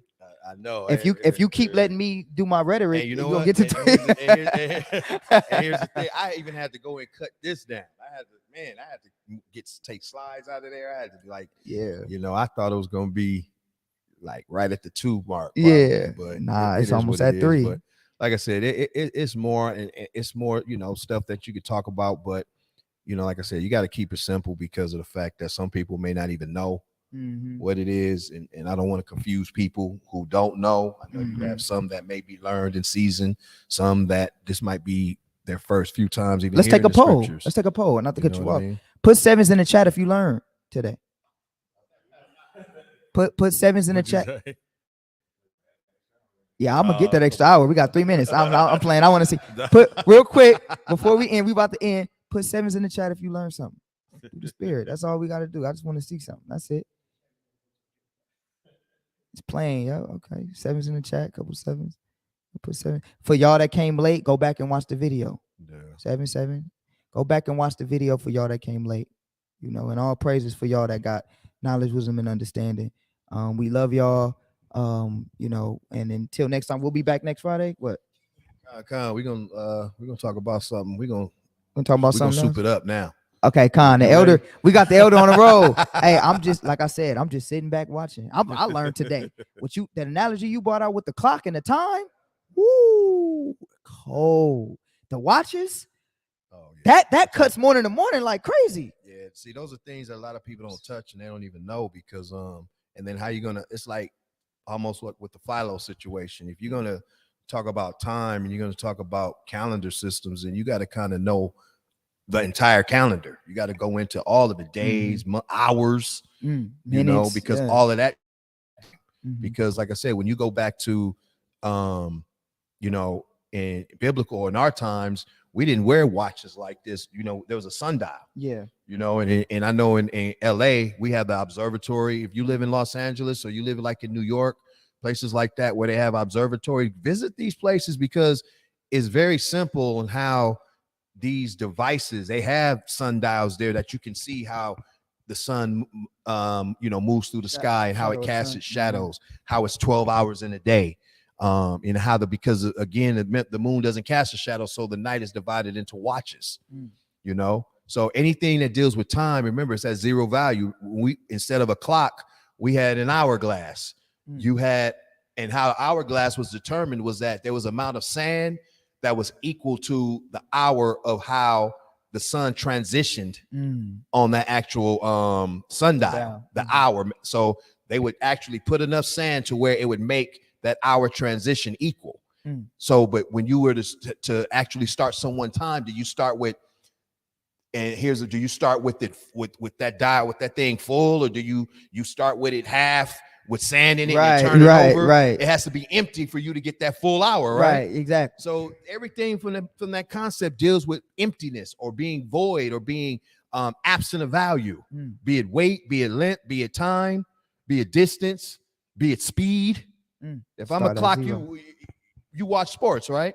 Okay, when they're gonna clock someone running a 40-yard dash, do they start their time at 1 second or they started at 0? At 0. That's how you get an accurate measure. You started at no value and then it increased because you're dealing with acceleration. So the moon is the same way. You started at 0 value with it being dark, and it continually waxes with light, and then it gets to its full point. Then it begins, because it's in a cycle. It starts to diminish. That easy. It's that simple, and that's with everything, no matter what. Like I said, our people deal with that every day when they look at their watch before the digital clock. See, those things kind of crippled our people. The digital time, because now you don't have how the actual hours rotate. It does the same thing that the sun and moon does. See what I'm saying? That's crazy, at the end of the day, you even got a lesser hand and a greater hand to determine hours and minutes. That's crazy. And then even break it down to seconds. You see what I mean? So, but guess what? They all start at that conjunction point. Man, hey, and I just want to say, I got the elder at 3 hours. We in conjunction. We 3 hours in, starting at 0, absolute 0, no value. 3 hours in. All praises, man. Uh, yeah, man. Obadiah, I could tell. Go back and watch the video, brother. Go back and watch the video. Nobody gonna cuss you out. Go back and watch the video. He said y'all about to cuss me out, but the month don't begin at 0. So I guess everything else begins at 0 with time except the month, which is time. But yeah, go back, Obadiah. I'll do this for you, Obadiah. Go back, watch the video, email us at believersoftheway 144k at gmail.com, and then we can set up a debate if you want to debate it. I'll debate you on this. But go back and watch the video first, and then we can set that up. We got a couple debates from last week too that I'm about to take. Me and Iran possibly, with the Gentiles. Yeah, they want to come and debate us, and so we willing to do all that. All right, family, we're gonna go ahead and log out. We love y'all. Till next time, next Friday, tune in. The elder will be here. And then we got class tomorrow also at 4 o'clock. We got class tomorrow at 4 o'clock. Also, if you want to donate after the Sabbath, okay, because we had some people asking, it's $ Believers of the Way LLC. Okay. $ Believers of the Way LLC. All right. That is our Cash App, and if you want to donate, you could donate if the Lord put it in your heart to give to the ministry. If your spirit resonate with the ministry, believe it. $ Believers of the Way LLC. Also, get the Elder's book. All right, A Mind Well Instructed. If you want more knowledge from the elder, Lob, can you put the real quick before we log off? Can you put the Cash App in the chat? Also, class is at 4:30 tomorrow. All right. Class is at 4:30 tomorrow. So please tune in and check us out. We got class 4:30 tomorrow. And then I'm gonna have my brother put it in the chat. You put it in there? Okay, there it is right there. Boom. So that's the Cash App. Please donate after the Sabbath. All right. After the Sabbath. If the Most High puts it in your heart, it don't matter if it's $1, $2, whatever. All right. We love y'all. All right. Shabbat shalom. See y'all tomorrow at 4:30. Shalom, Shalom, Israel. shalom, family. Shalom.